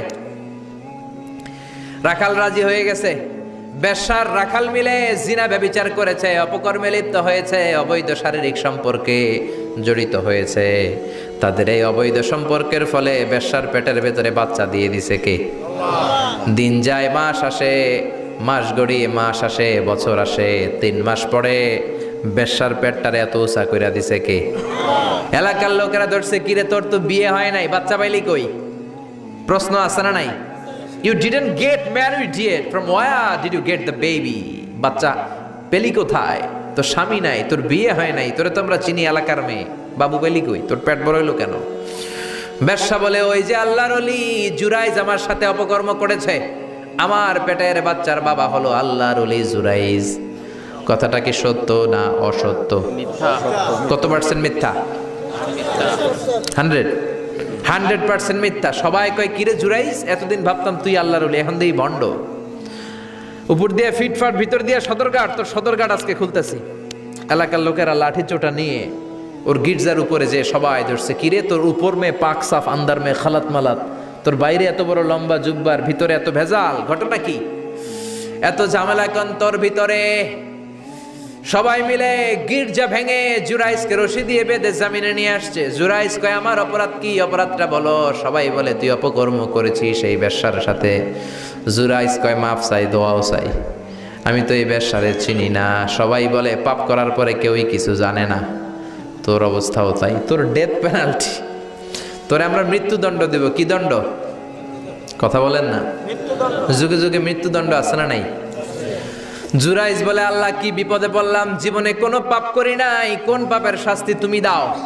জুরাইজ বলে, ঠিক আছে, মৃত্যুদণ্ড দিও, মরণের আগে, মারার আগে 2 রাকাত নামাজ পড়ার সুযোগ দাও। জুরাইজ 2 রাকাত নামাজ পড়ে চোখের পানি ছেড়ে দিয়ে আল্লাহর ডেকে বলে, মাবুদ রে, আমি বেশ্যার পেটের বাচ্চারে একটা প্রশ্ন করব, তুমি যদি আল্লাহ এক হও, বেশ্যার পেটের বাচ্চার মুখের জবান খুলে দিবা? পারবে? আল্লাহ পারবে? এত ক্ষমতা আল্লাহর। 3 মাসের বাচ্চা তো এরকম গোশতের টুকরো, এটা তো মানুষই হয় নাই, কথা বলবে কেমনে? এটার মুখ দিয়ে জবান খুলে যেতে পারবে? সাইয়েদনা জুরাইজ 2 রাকাত নামাজ পড়ে বেশ্যারে ডেকে বলে, ও বেশ্যা, তোর পেটের বাচ্চার বাবাকে? কয়, আননে। এবার জুরাইজ বেশ্যার পেটের বাচ্চার দিকে ইঙ্গিত করে ডেকে বলে, ও পেটের বাচ্চা, তোমার রব যদি আল্লাহ হয়, তোমারে আমি প্রশ্ন করব, তুমি সবাইকে জানিয়ে দাও তোমার বাবাকে। কি আজীব তামাশা, সব মানুষকে তাজ্জুব করে। বেশ্যার পেটের ভেতর থেকে ছোট্ট বাচ্চা আওয়াজ করে বলল, আনতালাস্তা আবি, আপনি আমার বাবা নন। আবি যাকা রাইল গানাম, ওই যে সিপার মধ্যে দাঁড়ায় আছে রাখাল, ওই রাখাল হলো আমার বাবা। চিৎকার করে পড়েন আল্লাহু আকবার। এত বড় আল্লাহর ওলি, সেও মায়ের বদদুয়া থেকে রেহাই পায়। তো আমরা কোথায় আছি? বদদুয়া করলে ভেজালে পড়ে যেতে হবে, রেহাই পাওয়া যাবে না। চিল্লা এখন ঠিক কিনা? এজন্য খবরদার, এমন আচরণ করব না যাতে বদদুয়া পাই। মা বাবার দোয়া নিব। কি নিব? মা বাবার খেদমত করব, তাদের কাছ থেকে দোয়া নিব। খবরদার, মা বাবাকে হাদিয়া দিব। অনেকে মা বাবারে হাদিয়া না দিয়া এদিক সেদিক হাদিয়া দেয়, আছে না নাই? মাজারের উপরে যাইয়া মশারি টাঙ্গায়, ওর মায়ের মশায় কামড়ায়, ওর বাপের মশায় কামড়ায়, এরকম ডাকাইত, আছে না নাই? এজন্য আল্লাহ বললেন, খবরদার, ওয়াবিল ওয়ালিদাইনি ইহসানা, মাতা পিতার খেদমত করবা, মাতা পিতার সাথে ইহসান করবা, তাদের কাছ থেকে দোয়া নিবা। কারণ মা বাবা তোমাদের জন্য যে কষ্ট সহ্য করেছে, সারা জীবন খেদমত করলেও সুদ আদায় হবে। আল্লাহ বললেন, খবরদার, 3 কারণে মায়ের মর্যাদা বেশি। আবার বিশ্ব নবীও বললেন, বাবার চেয়ে মায়ের মর্যাদা বেশি। এক হাদিসে বললেন 3 গুণ, আর এক হাদিসে বললেন 4 গুণ। সাহাবী বললেন, কার সাথে ভালো আচরণ করব? বিশ্বনবী বললেন, উম্মুক, তোমার মায়ের সাথে। তারপরেও বললেন মায়ের সাথে, তারপরেও মায়ের সাথে, তারপরে মায়ের সাথে, পঞ্চমবারে বললেন তোমার পিতার সাথে। 4 বার মায়ের কথা বললেন। কয়বার? আরো জোরে বলেন। এজন্য আল্লাহ ডেকে বলে, গোলাম, খবরদার, মায়ের সাথে ভালো আচরণ করবা। কারণ হামালাতহু উম্মুহু, বাবা তোমারে পেটে ধরে নাই, পেটে ধরেছে কে? ওয়াহানানা আলা ওয়াহান, বোঝার পরের বোঝা, জ্বালার পরের জ্বালা, যন্ত্রণার পরের যন্ত্রণা বাবা সহ্য করে নাই, করেছে কে? ফিসালুহু ফি আমাইন, 2 বছর বাবা দুধ খাওয়ায় নাই, দুধ খাওয়ালো কে? কয় লিটার দুধ আপনি সাবার করছেন মায়ের বুকের, কোনো হিসাব আছে? বিশ্বনবী বললেন, লাউ কাতাআতা জিলদাক, তোমার চামড়াগুলো কেটে কেটে রোদে শুকিয়ে যদি মায়ের 2টা পায়ের জুতা বানায় দাও, 1 ঢোক দুধ যে খেয়েছো সেটার সৌদ আদায় হবে না। ঠিক কি না? মায়ের একেধারে দুধের দাম, কাটিয়া গায়ের চাম, পাপস বানাইলেও ঋণের শোধ হবে না। এমন দরদি ভাবে কেউ হবে না আমার মাগো। ঠিক কিনা? 10 মাস 10 দিন কষ্ট দিলাম। একটা মা তার বাচ্চাকে জমিনে আনতে যে, জমিনের আলো দেখাতে যে কত কষ্ট করে, শুনেন। চিকিৎসা বিজ্ঞানীরা বলে সুস্থ মানুষ 45 ইউনিট ব্যথা সহ্য করতে পারে, এর বেশি পারে না। কত ইউনিট? 45 ইউনিট। এর বেশি যদি ব্যথা পায় কেউ, হয় মরে যাবে নয় বেহুশ। আমার আর আপনার মা আমাকে আর আপনাকে জন্ম দিতে যে 57 ইউনিট ব্যথা সহ্য করেছিল ডেলিভারির দিন। 57 ইউনিট, 57 ইউনিট প্লাস, তার চেয়েও বেশি। যেটা কোনো অ্যাক্সিডেন্টে আপনার দেহের 20টা হাড্ডি একসাথে ভেঙে গেলে যত ব্যথা, এর চেয়েও বেশি ব্যথা। সুবহানাল্লাহ কইতে পারলেন না? এজন্য আল্লাহ বললেন, খবরদার মা বাবার সাথে খারাপ আচরণ করো না। মা বাবার সাথে খারাপ আচরণ করলে যত বড় আল্লাহর ওলি হও কাজ হবে না। বিশ্বনবীর এক সাহাবী নাম হলো আলকামা। কি নাম? মৃত্যুর আগে দিয়ে আলকামার মুখ দিয়ে কালেমা বেরোয় না। সবাই মিলে আলকামারে বলে, ও আলকামা কালেমা কালেমা পড়ো। আলকামার সামনে সবাই পড়ে লা ইলাহা ইল্লাল্লাহ, কিন্তু আলকামার মুখ দিয়ে বের হয় না। 3 দিন বিছানায় পড়া। কয়দিন? বিশ্বনবী বলেছেন, লাকিনু মাউতাকুম লা ইলাহা ইল্লাল্লাহ। তোমরা তোমাদের মুমূর্ষু রোগীদের সামনে লা ইলাহা পড়ো। দাদা মরে যায়, চাচা মরে যায়, মুমূর্ষু বিছানায় পড়া, কাছে কানের সামনে যে পড়তে আরম্ভ করবেন, লা ইলাহা ইল্লাল্লাহ, লা ইলাহা ইল্লাল্লাহু মুহাম্মাদুর রাসূলুল্লাহ। শুধু কালেমা যে পড়বেন, লা ইলাহা ইল্লাল্লাহ পড়বেন, আবার জোর করবেন না, চাচা পড়েন চাচা কালেমা পড়েন, আপনি মরে যেতেছেন পড়েন, এগুলো বলবেন না। কারণ এরকম জোরাজোরি করলে এমনি তার রুহু বের হইতেছে, তার তো জান খারাপ। সে যদি রাগের মাথায় কয় না পড়ুন না, তাহলে ঝামেলা আছে না নাই? শুধু কানের সামনে যে মোলায়েম কণ্ঠে পড়তে আরম্ভ করবেন, লা ইলাহা ইল্লাল্লাহ, লা ইলাহা ইল্লাল্লাহ, তাতেই সে বুঝে যাবে, ঠিক কি না? বিশ্বনবীর সাহাবা আলকামার মুখ দিয়ে কালেমা বেরোয় না। বিশ্বনবী আবারে পাঠালেন, সুহাইবকে পাঠালেন, বেলালকে পাঠালেন, 2 জন যে আলকামার কানের সামনে কালেমা পড়ে, কিন্তু কালেমা বেরোয় না। বিশ্বনবী আলকামার বউরে ডেকে পাঠালেন, ও আলকামার বউ, আলকামা কেমন ছিল? আলকামার বিবি বলে, খুব নামাজি ছিল নবী, জিকির করতো, তাহাজ্জুদ মিস হতো না। আলকামার বাবা মা 2 জনের কেউ বেঁচে আছে নাকি? আছে, মা আছে। আলকামার মারে ডাকো। বিশ্বনবী আলকামার মারে বললেন, ও আলকামার মা, তোমার বেটা আলকামা কেমন ছিল? আলকামার মা বলে, ভালো ছিল, নামাজ পড়তো নি পড়তো, রোজা রাখতো নি রাখতো, তোমার সাথে কেমন আচরণ করতো? এই কথা জিজ্ঞেস করার পরে আলকামার মা কান্না শুরু করে দিয়েছে। ডেকে বলে, ও নবী, আমার কথা শুনতো না, বউ পাগলা ছিল, নামাজ রোজা ঠিকই ছিল, কিন্তু আমার কথার গুরুত্ব দিত না, অনেক কষ্ট দিছে আমারে, আজ আমার মনে ব্যথা। বিশ্বনবী বলল, তোমার নিজের ছেলে কি আর করবা, মাফ করে দাও। আলকামার মা বলে, না মাফ করব না। কি বলে? ভেজাল আছে না নাই? বিশ্বনবী বললেন, লাকড়ি আনো, আগুন জ্বালাও, আলকামারে আমরা আগুনে ফেলবো। লাকড়ি আনা হলো, দাও দাও দাও দাও করে আগুন জ্বালানো হলো। সব সাহাবীরা ধরাধরি করে আলকামারে আগুনে ফেলবে। ইন দ্য মিন টাইম আলকামার মা এসে বিশ্বনবীর পা ধরে বলে, ও নবী, আমার কলিজার টুকরারে আগুনে ফেলবেন না, আমার নারছেরা ধন আলকামা 10 মাস 10 দিন আমি পেটে ধরেছি, আগুনে ফেলবেন না। বিশ্বনবী বললেন, তাহলে মাফ করছো কিনা বলো। চোখের পানি ছেড়ে দিয়ে বলে, নবী যান, আলকামার ব্যাপারে আমার মনে আর কোনো দুঃখ নাই, আমার ছেলেটারে তারপরেও আপনি আগুনে ফেলবেন না, আমি আমার আলকামারে মাফ করে দিলাম। আলকামার মা আলকামার মাফের ঘোষণা যখন দিয়েছে, আলকামা চিৎকার করে পড়তে শুরু করেছে, লা ইলাহা ইল্লাল্লাহু মুহাম্মাদুর রাসূলুল্লাহ সাল্লাল্লাহু আলাইহি ওয়াসাল্লাম। মা বাবার সাথে বেয়াদবি করলে মরার আগে মুখে কালেমা বেরোবে না। চিল্লা এখন ঠিক কি না? এজন্য আপনি যত বড় আল্লাহর ওলি হন, যত বড় মানুষ হন, মা বাবার সাথে খেদমতের দরকার আছে না নাই? সৈয়দনা ইব্রাহিম ওনার ছেলে ইসমাইলরে দেখতে গেলেন, অনেক দিন পরে দেখতে গেলেন। ওই দিন বাড়িতে সৈয়দনা ইসমাইল বাড়িতে নাই, বনে গিয়েছে শিকার করার জন্য। বাড়িতে সৈয়দনা ইসমাইলের বিবি সৈয়দনা ইব্রাহিম ঘরের দরজার বাইরে থেকে সালাম দিয়ে বললেন, আসসালামু আলাইকুম। ভেতর থেকে কর্কশ গলায় একটা মেয়ে সালামের উত্তর দিয়ে বলল, ওয়া আলাইকাস সালাম। গলার মধ্যে কোনো মায়া নাই, মহব্বত নাই। জিজ্ঞেস করলো সৈয়দনা ইব্রাহিম, মা কেমন আছো? কাইফা হালুকি ইয়া উম্মি। মেয়েটা কয়, বেশি সুবিধার না, তোমাদের খাওয়া দাওয়া কেমন চলে? ভালো না। তোমার জামাই কই? বনে গেছে। এবার মেয়েটা বলতেছে, আমনে কেডা? সৈয়দনা ইব্রাহিম বলে, আমি কে চিনবা না? ইদা জাআ যাওজুকা মিনাল গাবা, স্বামী যখন বন থেকে ফিরবে, ফাকরাই আলাইহিস সালাম, তোমার স্বামীর একটা সালাম দিবা। ওয়া মুরিহি আন ইগাইরা আতাবাতা বাবিহি, আর বলবা ঘরের দরজার চৌকাঠটা যেন তোমার স্বামী পাল্টে দেয়। এই কথা বলে বুখারীর বর্ণনা। কিসের হাদিস? বুখারীর হাদিস। ইব্রাহিম চলে গেলেন। ইসমাইল আসার পরে বিবি বলতে আরম্ভ করছে, দুপুরবেলা একটা বুড়া আইছিল। বুড়া কে আইছিল? সাইয়েদনা ইসমাইল বলে, কোন বুড়া আসছে? কি বলছে? বিবি বলে, আপনারে সালাম বলছে। ওয়ালাইকুমুস সালাম। আর কি বলেছে? আর বলছে ঘরের দরজার চৌকাঠ যেন আপনি পাল্টে ফেলেন। এই কথা বলার পরে সাইয়েদনা ইসমাইল চিৎকার দিয়ে বলে, ও কি করলি তুই?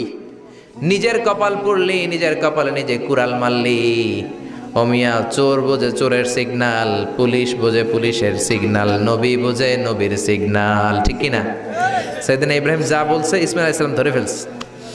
ডেকে বললে, এটা বুড়া না, এটা তোর শ্বশুর, এইটা আমার বাবা ইব্রাহিম খলিল। আমার বাবা যা বলেছে, সিগন্যালটা তো গ্রিন সিগন্যাল না, এটা তো রেড সিগন্যাল, এটা তো বিপদ সংকেত। আমার বাবা যা বলেছে এর মানে হলো তোরে যেন আমি তালাক দেই। Get out, get out, I divorced you, তোরে তালাক দিয়ে দিলাম। বাবার খুশির জন্য তালাক দিয়ে দিস। আপনার আব্বাও যদি আপনার বউরে এমনি তালাক দিয়ে ফেলতে বলে, দিবেন নাকি? আবার দিয়া ফেলেন, দিয়েন না, মুসিবত আছে। আপনার বাবাও বাবা, সাইয়েদনা ইসমাইলের বাবা, ইব্রাহিমও বাবা, ঠিক কিনা? সাইয়েদনা ইব্রাহিম মন গড়া কথা বলতেন না, আকাশ থেকে ওহী আসলে বলতেন। এই জন্য আপনার বাবা যদি বলে বউরে তালাক দিয়েন না, খবরদার, বাবারেও বুঝাইবেন, বউরেও বুঝাইবেন, ঘরে সংলাপ করবেন, সমঝোতা করবেন। আমাকে দুই নেত্রী সংলাপ করে না তো কি হয়েছে, আমরা সংলাপ করব, ঠিক কিনা? ঘরে ঘরে আমরা সংলাপ শুরু করব, মিলাই দিবেন, হ্যাঁ, বুঝাই দিবেন, বাবারও বুঝাবেন, বউরেও বুঝাবেন। তালাক দেওয়ার ইসলামী যে সিস্টেম, এটাকেও মেনটেন করলে পৃথিবীতে কোনো তালাকই থাকবে না, ডিভোর্স রেট একেবারে কমে যাবে। এখন ঘরে ঘরে তালাক, ঠিক কিনা? তালাক দেওয়ার সিস্টেম হচ্ছে পঞ্চম স্টেপে যে তালাক, পঞ্চম ধাপে। প্রথম ধাপ হচ্ছে ফাইদু হুন্না, বউর সাথে ঝগড়া হইলে ফাইদু হুন্না, বউরে কক্সবাজার বেড়াইতে নিয়ে যাও, বসুন্ধরায় শপিং করে দিবা, নানিরে লইয়া ঘুরতে যাবেন, যমুনা ফিউচার পার্কে নানিরে বেনারসি শাড়ি কিনা দিবেন, কসমেটিক্সের বক্স কিনা দিবেন। এই জন্য বললো ফাইদু হুন্না, বেপরদায় চললে ওয়াজ করবেন, নসিহত করবেন, বুঝাবেন। আল্লাহ বললেন ফাইদু হুন্না, লা ইলাহা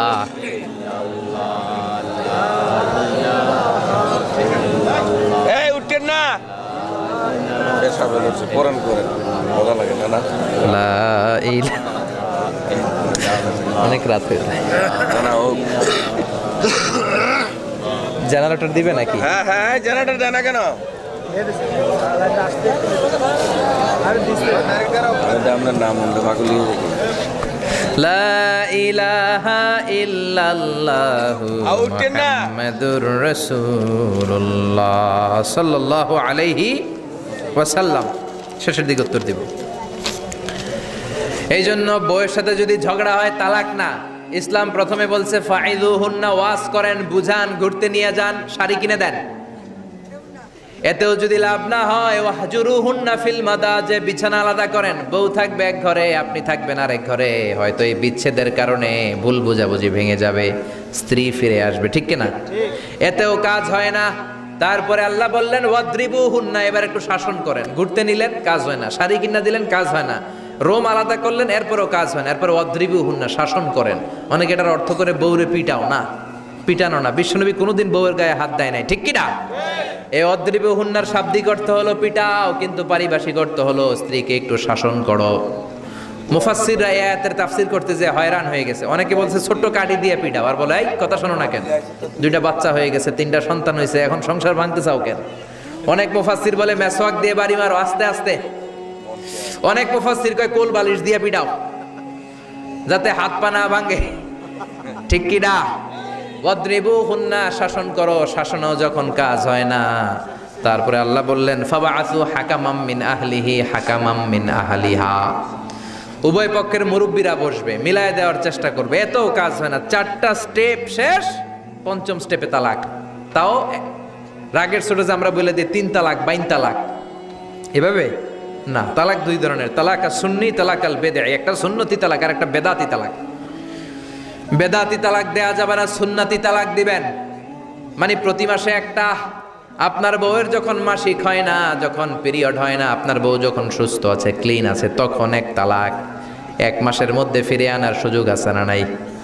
1 মাস পরে দিবেন দ্বিতীয় তালাক, দ্বিতীয় মাসেও ফিরে আনার সুযোগ আছে না নাই? ঘরে রাখবেন, হয়তো বিবিরে দেখে আপনার মনে ভালোবাসা জমবে, বিবির মন নরম হয়ে যাবে, বিবিকে ফিরে আনা যাবে। তৃতীয় মাসে 3 তালাক যখন দিবেন, আর ফিরে আনার সুযোগ নাই। এটাকে বলে আত-তালাক আল বাইন আল বাইনুনা। এরপরে আর ফিরে আনার সুযোগ নাই। এই প্রসিডিউরগুলো যদি মেনটেন করেন, তালাক হবে? তালাক হওয়ার সুযোগ আছে? এজন্য এগুলো মেনটেন করে তালাক দিবেন, ডিভোর্স রেট কমে যাবে। ওমরে ফারুকের জামানায় এক লোক তার স্ত্রীকে 100 তালাক দিছে। কয় তালাক? এরকম ডাকাত বাংলাদেশও আছে না নাই? 100 তালাক দিছে। এখন ওয়াইফ যে ওমরে ফারুককে বিচার দিছে, ওমরে ফারুক বললো তোমার হাজবেন্ডকে ডেকে আনো। ডেকে আনা হলো, কিরে কয় তালাক দিছস? কয় 100 তালাক। দিবি 3 তালাক, 100 তালাক দিছস কেন? কয় মেজাজ গরম আছিল। ওমরে ফারুক বলে ঠিক আছে, বিচার হলো 3 তালাকে তোর বউ তালাক, বাকি 97 তালাক এখন তোর পিঠে পড়বে। সুবহানাল্লাহ পড়েন। এরকম যদি মাইট দেওয়া যেত জায়গা মতো, সব তালাক বন্ধ হয়ে যেত। চিল্লায় বলেন ঠিক কি না? এজন্য আপনার বাবা যদি বলে ও বাবা তোর বউরে তালাক দে, তালাক দিবেন না, বুঝাবেন। বাবারেও বুঝান, বউরেও বুঝান, বরকত দিবে কে? সাইয়েদনা ইব্রাহিম বললেন ঘরের দরজার চৌকাঠ পাল্টে ফেলো। মনে আছে ঘটনা? না ভুলে গেছেন বোধহয়? তালাক দিয়ে দিলেন বিবিকে। নতুন সংসার শুরু হলো। আরেকটা বংশীয় নেককার মেয়েকে বিয়ে করলেন। 3 বছর পর সাইয়েদনা ইব্রাহিম আবার বেড়াতে আসলেন। আজকেও সাইয়েদনা ইসমাইল বাসায় নাই।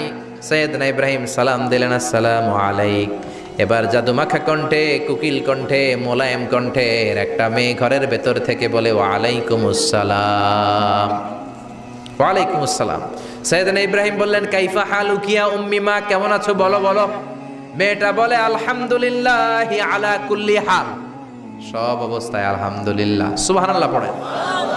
সংসার কেমন চলে? কয় খুব ভালো। খাওয়া দাওয়ার অবস্থা কি? কয় আরো ভালো। এবার মেয়েটা বলে কে আপনি? এই মরুভূমির মাঝখানে রৌদ্রের মধ্যে দাঁড়িয়ে দাঁড়িয়ে কথা বলেন, কেউ তো কোনোদিন আমাদের খোঁজ নিতে আসে না। কে আপনি? ঘরে আসেন। সাইয়েদনা ইব্রাহিম বলে না, আমার পরিচয় দিব না, ঘরেও আসবো না। মেয়েটা বলে আপনি যদি ঘরে না আসেন আমি কিন্তু রাগ করব। সুবহানাল্লাহ কোন। জোর করে ঘরে নিলেন, শরবত খাওয়ালেন, খেজুর খাওয়ালেন, রুটি খাওয়ালেন, মাংস খাওয়ালেন। সাইয়েদনা ইব্রাহিমও চোখের পানি ছেড়ে দোয়া করলেন, ও মিয়া এটাও মাইয়া আগেরটাও। আহা, বেশ কম আছে না নাই? সাইয়েদনা ইব্রাহিম মাথায় হাত বুলিয়ে দিয়ে দোয়া করলেন আর বললেন ইদা জা যাওজুকা মিনাল গাবা, তোমার স্বামী যখন বন থেকে ফিরে আসবে, ফাকরাই আলাইহিস সালাম, তোমার স্বামীর একটা সালাম দিবা। ওয়া মুরিহি আন ইউসবিতা আতাবাতা বাবিহি, আর বলবা ঘরের দরজার নতুন চৌকাঠ যেন জীবনেও না পাল্টায়। চলে গেলেন। ইসমাইল আসলেন। বেবি বলল নুরানি চেহারার এক আল্লাহর ওলির মতো মুরব্বী লোক আসছিল। মুরব্বী আসছে শুনে ইসমাইল তো ভয় পেয়ে গেলেন। কিরে, আগে তো একটা ঘটনা ঘটছে, ঠিক কিনা? কেমন আচরণ করেছিস বল। বিবি বলে আপনি ভয় পাবেন না, আমি খুব ভালো আচরণ করেছি, আপ্যায়ন করেছি। তিনিও খুশি হয়ে আমার মাথায় হাত বুলিয়ে দোয়া করে দিয়েছেন আর বলেছেন ঘরের দরজার নতুন চৌকাঠ যেন জীবনেও আপনি না পাল্টান। সুবহানাল্লাহ। সাইয়েদনা ইসমাইল বিবিকে জড়িয়ে ধরলেন। বিবিকে জড়িয়ে ধরে বললেন ও বিবি, তুই তো পরীক্ষায় গোল্ডেন এ প্লাস। কি এ প্লাস? যেই মুরব্বী লোকটা এসেছিল সাধারণ কোনো মানুষ নয়, তোমার শ্বশুর আমার বাবা ইব্রাহিম খলিল। আমার বাবা যেই কথা বলে গিয়েছেন, যে ইঙ্গিত দিয়েছেন, এটা তো গ্রিন সিগন্যাল। আমার বাবা বলেছেন তোমার যেন কোনোদিন তালাক না দেই, তোমার যেন ছেড়ে না দেই। এই যে তোমার হাতটা দুনিয়ার বুকে ধরলাম, জান্নাতে যেন তোমার হাত ধরেই দুজনে জান্নাতে ঢুকে যায়। এজন্য বাবা মায়ের দোয়ার দরকার আছে না নাই? মায়ের দোয়ার চেয়ে বড় দোয়া আছে নাকি? জোরে বলেন। সাইয়েদনা মূসা আলাইহিস সালাম আল্লাহরে বললেন, আল্লাহ মাইয়াকুনু জালিসি ইয়াউমাল কিয়ামা, কিয়ামতের দিন আমার সাথী কে হবে? আল্লাহ বললেন সাহিবুকা ফিল জান্নাতি জাজ্জার, কিয়ামতের দিন তোমার সাথী হবে একজন কসাই। কে হবে? জোরে বলেন না। সাইয়েদনা মূসা আলাইহিস সালাম একটু ফেড়া হলেন, কিরে কসাই কেন আমার সাথী হবে? আমি নবী মানুষ, নবী হবে আমার সাথী, আল্লাহর ওলিরা হবে আমার সাথী, কেন কসাই হবে আমার সাথী? রব্বুল আলামিন বললেন, মুসা যাও নিজেই যে দেখে আসো কেন কসাই হবে তোমার সাথী। সাইয়েদনা মুসা আলাইহিস সালাম কসাইয়ের দোকানে গেলেন, যে দেখে না কসাইয়ের স্পেশাল কোনো আমল নাই, খালি গোশত কাটে। কি কাটে? সারাদিন গোশত কাটার পরে বিকেলবেলা বড় একটা গোশতের টুকরা নিয়ে প্যাকেট করে বাড়ির দিকে রওনা হয়। সাইয়েদনা মুসা আলাইহিস সালাম তিনিও কসাইয়ের পেছনে পেছনে ছদ্মবেশে রওনা হয়ে যায়। কসাই বাড়িতে ঢুকার পরে সাইয়েদনা মুসা আলাইহিস সালাম দরজায় নক করতে লাগলেন। কসাই দরজা খুলে দিতে লাগলো। সাইয়েদনা মুসা আলাইহিস সালাম পরিচয় গোপন করে বলে, আমি একজন মুসাফির, আজকে রাতে ও কসাই ভাই আপনার বাড়িতে থাকতে চাই। কসাই বলে, আহলান সাহলান, আসেন, এই ঘরের মধ্যে বসেন, পাশের ঘরে আমার একটু কাজ আছে। পাশের ঘরে যে কসাই মাচার উপর থেকে বৃদ্ধা একটা নারীকে নামিয়ে নিজ হাতে গোসল করে টাওয়াল দিয়ে গা মুছে গোশত রান্না করে রুটি বানিয়ে রুটি আর গোশত এই বৃদ্ধা মহিলার মুখের মধ্যে তুলে দেয়। মহিলাটা তৃপ্তি সহকারে খাওয়ার পরে হাত দুইটা উপরের দিকে তুলে আঁচলটা পেতে আল্লাহর ডেকে বলে, আল্লাহ আমার ছেলের উপর আমি সন্তুষ্ট, এই বলে বিড়বিড় করে কি যেন দোয়া করে দেয়। মহিলাটাকে খাওয়ানোর পরে কসাই প্লেটের মধ্যে গোশত আর রুটি এনে সাইয়েদনা মুসার কাছে এসে বলে, ও মুসাফির ভাই, এই নেন আপনার রাতের খাবার। রাতের খাবার খেয়ে আপনি ঘুমিয়ে যান, সকালে আপনি যাবেন আপনার পথে, আমি যাব আমার দোকানে। সাইয়েদনা মুসা বলে, ও কসাই, আগে বলো এই বৃদ্ধা মহিলাটাকে। কসাই বলে, এই বৃদ্ধা মহিলাটা ছাড়া দুনিয়ায় আমার কেউ নাই, আমি ছাড়া ওই বৃদ্ধা মহিলার কেউ নাই। এই মহিলাটা হলো আমার জনম দুঃখিনী মা, মা ছাড়া আমার কেউ নাই, আমি ছাড়াও মায়ের কেউ নাই। প্রতিদিন আমি আমার মারে গোসল করাই, নিজ হাতে রান্না করে খাওয়াই। সাইয়েদনা মুসা বলে, তোমার মা হাত তুলে কি দোয়া করলো এটা বলো। কসাই বলে, আমার মা প্রতিদিন রাতে খুশি হয়ে একটা পাগলা দোয়া করে, গত কয়েক বছর ধরে এই দোয়াটা করছে, অনেক বছরের দোয়া, আমি জানি কোনো দিন এই দোয়াটা কবুল হবে না। সাইয়েদনা মুসা বললেন, কি দোয়া? কসাই বলে, আমার মা খুশি হওয়ার পরে চোখের পানি ছেড়ে দিয়ে হাত তুলে বলে, আল্লাহ আমি আমার ছেলের উপর অনেক সন্তুষ্ট, শুনেছি এই জামানার বনি ইসরায়েলের সবচেয়ে বড় পয়গম্বর, তার নাম নাকি মুসা কালিমুল্লাহ। আমি তোমার কাছে দোয়া করে গেলাম, আমার ছেলেরে তুমি ওই মুসা নবীর সাথে জান্নাতে ঢুকাইয়া দিবা। মুসা আলাইহিস সালাম বলে, কানেকশন তো এই জায়গায়, আসল কানেকশন তো এখানে, এটা তো মায়ের দোয়ার বরকত। আল্লাহু আকবার। এজন্য মায়ের দোয়ার বরকতে কসাইকেও নবীর সাথী বানিয়ে দিয়েছে কে? বিশ্বনবী বাবা মার আদর পায় নাই, জন্মের আগেই বিশ্বনবীর বাবা নাই, 6 বছর বয়সে মা নাই, দাদার কাছে মানুষ হয়েছেন, চাচার কাছে মানুষ হয়েছেন। বিশ্বনবী হুদাইবিয়ার উমরা যেদিন করতে যাবেন, 1400 সাহাবীকে নিয়ে বিশ্বনবী উমরা করার জন্য রওনা হলেন। পথিমধ্যে আবওয়া নামক জায়গার মধ্যে বিশ্বনবীর মায়ের কবর। বিশ্বনবীর মায়ের নাম কি? তোরা দেখে যা আমিনা মায়ের কোলে, মধু পূর্ণিমারি সেথা চাঁদ দোলে, যেন উষার কোলে রাঙা রবি দোলে। তোরা দেখে যা আমিন কোলে, কুল মখলুকে আজি ধ্বনি ওঠে কে লই, কালেমা শাহাদাতের বাণী ঠোঁটে কে লই। পরে দুরুদ ফেরেশতা বেহেশতের দুয়ার খোলে, তোরা দেখে যা আমিনা মায়ের কোলে। ঠিক কি না? মায়ের কবর পড়ল সামনে, জায়গার নাম আবওয়া, ছোট্ট একটা টিলা। 1400 সাহাবীদের দিকে তাকিয়ে বিশ্বনবী বললেন, ও সাহাবারা, এটা আমার মায়ের কবর। আমি আল্লাহর কাছ থেকে অনুমতি পেয়েছি মায়ের কবর জিয়ারত করার, তোমরা যারা জিয়ারত করতে চাও আসো। 1400 সাহাবী বলে, আমরাও আপনার মায়ের কবর জিয়ারত করব। বিশ্বনবী 1400 সাহাবীরে বললেন, জিয়ারত করার সময় কেউ কিন্তু কান্নাকাটি করতে পারবা না। 1400 সাহাবীকে কান্নাকাটি করতে নিষেধ করে বিশ্বনবী যখন নিজের মায়ের কবরের সামনে দাঁড়ালেন, বিশ্বনবী ছোট্ট বাচ্চার মতো হাউমাউ করে কান্না শুরু করে দিলেন। বিশ্বনবীর কান্না দেখে 1400 সাহাবাও কান্না শুরু করে দিল। বিশ্বনবী 1400 সাহাবীদের দিকে তাকিয়ে ধমক দিয়ে বলে, তোমরা কাঁদো কেন?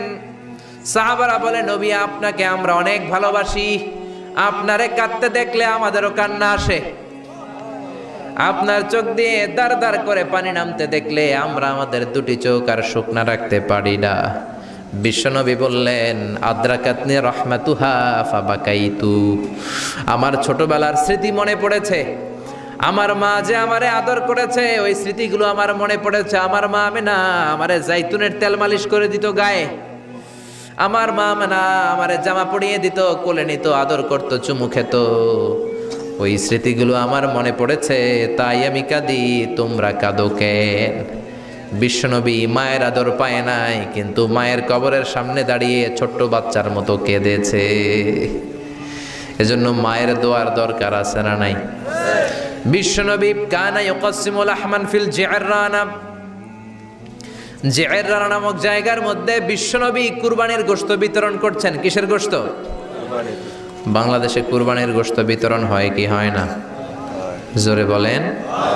বিশাল লম্বা লাইন, বিশ্বনবী লাইনের মধ্যখান থেকে বৃদ্ধা একটা নারীকে আলাদা করে নিয়ে আসলেন। বিশ্বনবী নিজের গায়ের চাদরটা বিছিয়ে দিলেন, মহিলাটারে বসালেন, বড় একটা গোশতের টুকরা দিলেন, প্যাকেট দিলেন। বৃদ্ধা মহিলাটাও বিশ্বনবীর মাথার মধ্যে হাত বুলিয়ে দিয়ে দোয়া করে গেল। সাহাবীরা বললেন, ইয়া রাসূলুল্লাহ, ইয়া হাবিবাল্লাহ, হাজার হাজার মানুষ, কাউকে তো লাইন থেকে আলাদা করলেন না, কে এই বৃদ্ধা মহিলা? কেন এই মহিলারে নিজের চাদরের উপরে বসতে দিলেন? বিশ্বনবী বললেন, জন্মের আগে আমি বাবা হারালাম, 6 বছর বয়সে মাকে হারিয়েছি, মায়ের বুকের দুধ আমি খেতে পারি নাই। যেই মহিলাটারে আমার চাদরের উপরে বসতে দিলাম, এই মহিলাটা হলো আমার দুধ মা হালিমা, বনু সাদ গোত্রের হালিমা। এই হালিমার বুকের দুধ খেয়ে আজকে আমি তরতাজা নবী মুহাম্মদ। চিল্লায় কোন আল্লাহু আকবার। এজন্য মা বাবার দোয়ার দরকার আছে না নাই? কখনো মা বাবার সাথে বেয়াদবি করা যাবে না, গরম আওয়াজে কথা বলা যাবে না, উচ্চবাচ্য করা যাবে না, কোমল আচরণ করতে হবে, মা বাবার দোয়া নিতে হবে। কোনো কারণে মা বাবার সাথে যদি ঝগড়া হয়, বাকবিতণ্ডা হয়, আজকের মাহফিলের পরে মা বাবার পা ধরে আমরা ক্ষমা চাবো। রাজি আছেন? সবাই রাজি আছেন? কেউ যদি মা বাবার পা ধরে ক্ষমা চায়, মা বাবা কি ক্ষমা না করে পারে? আর আম্মা আব্বার পায়ে ধরে চোখের পানি ছাড়তে কি কোনো লজ্জা আছে? জোরে বলেন, আছে? আজকে আমরা ক্ষমা চাইব, আজকে আমরা দোয়া নিব। মা বাবার দোয়া সবচেয়ে বড় দোয়া। মায়ের দোয়া থাকলে ওই ব্যক্তি কখনো ব্যর্থ হয় না। মায়ের দোয়া, আল্লাহর রহমত, এই দুইটা যদি জিনিস যদি কারো জীবনে থাকে, সফলতা তার হাতে ধরা দিবে, ঠিক কি না? এজন্য আল্লাহ বললেন, আমার স্পেশাল ফয়সালা দুইটা। কয়টা? وَقَضَى رَبُّكَ أَلَّا تَعْبُدُوا إِلَّا إِيَّاهُ وَبِالْوَالِدَيْنِ إِحْسَانًا। প্রথম ফয়সালা ইবাদত হবে একজনের, তিনি কে? আল্লাহ। আল্লাহ ছাড়া অন্য কারো জিকির করা যাবে? আল্লাহ ছাড়া অন্য কারো কাছে চাওয়া যাবে? আল্লাহ ছাড়া কোনো মাজারে যে সেজদা দেয়া যাবে? দ্বিতীয় ফয়সালা হলো মাতা পিতার খেদমত করতে হবে। আমরা যতটুকু পারি মা বাবার জন্য অর্থ ব্যয় করব, তাদের খেদমত করব, তাদের কাছ থেকে দোয়া নিব। আমাদের জীবনকে উজালা করে দিবে কে? আরো জোরে বলেন, কে? আল্লাহ তাআলা আমাদের সবাইকে কথাগুলো বুঝার ও আমল করার তৌফিক দান করুক। আমরা পড়ি আমিন। আরো জোরে পড়ি আমিন।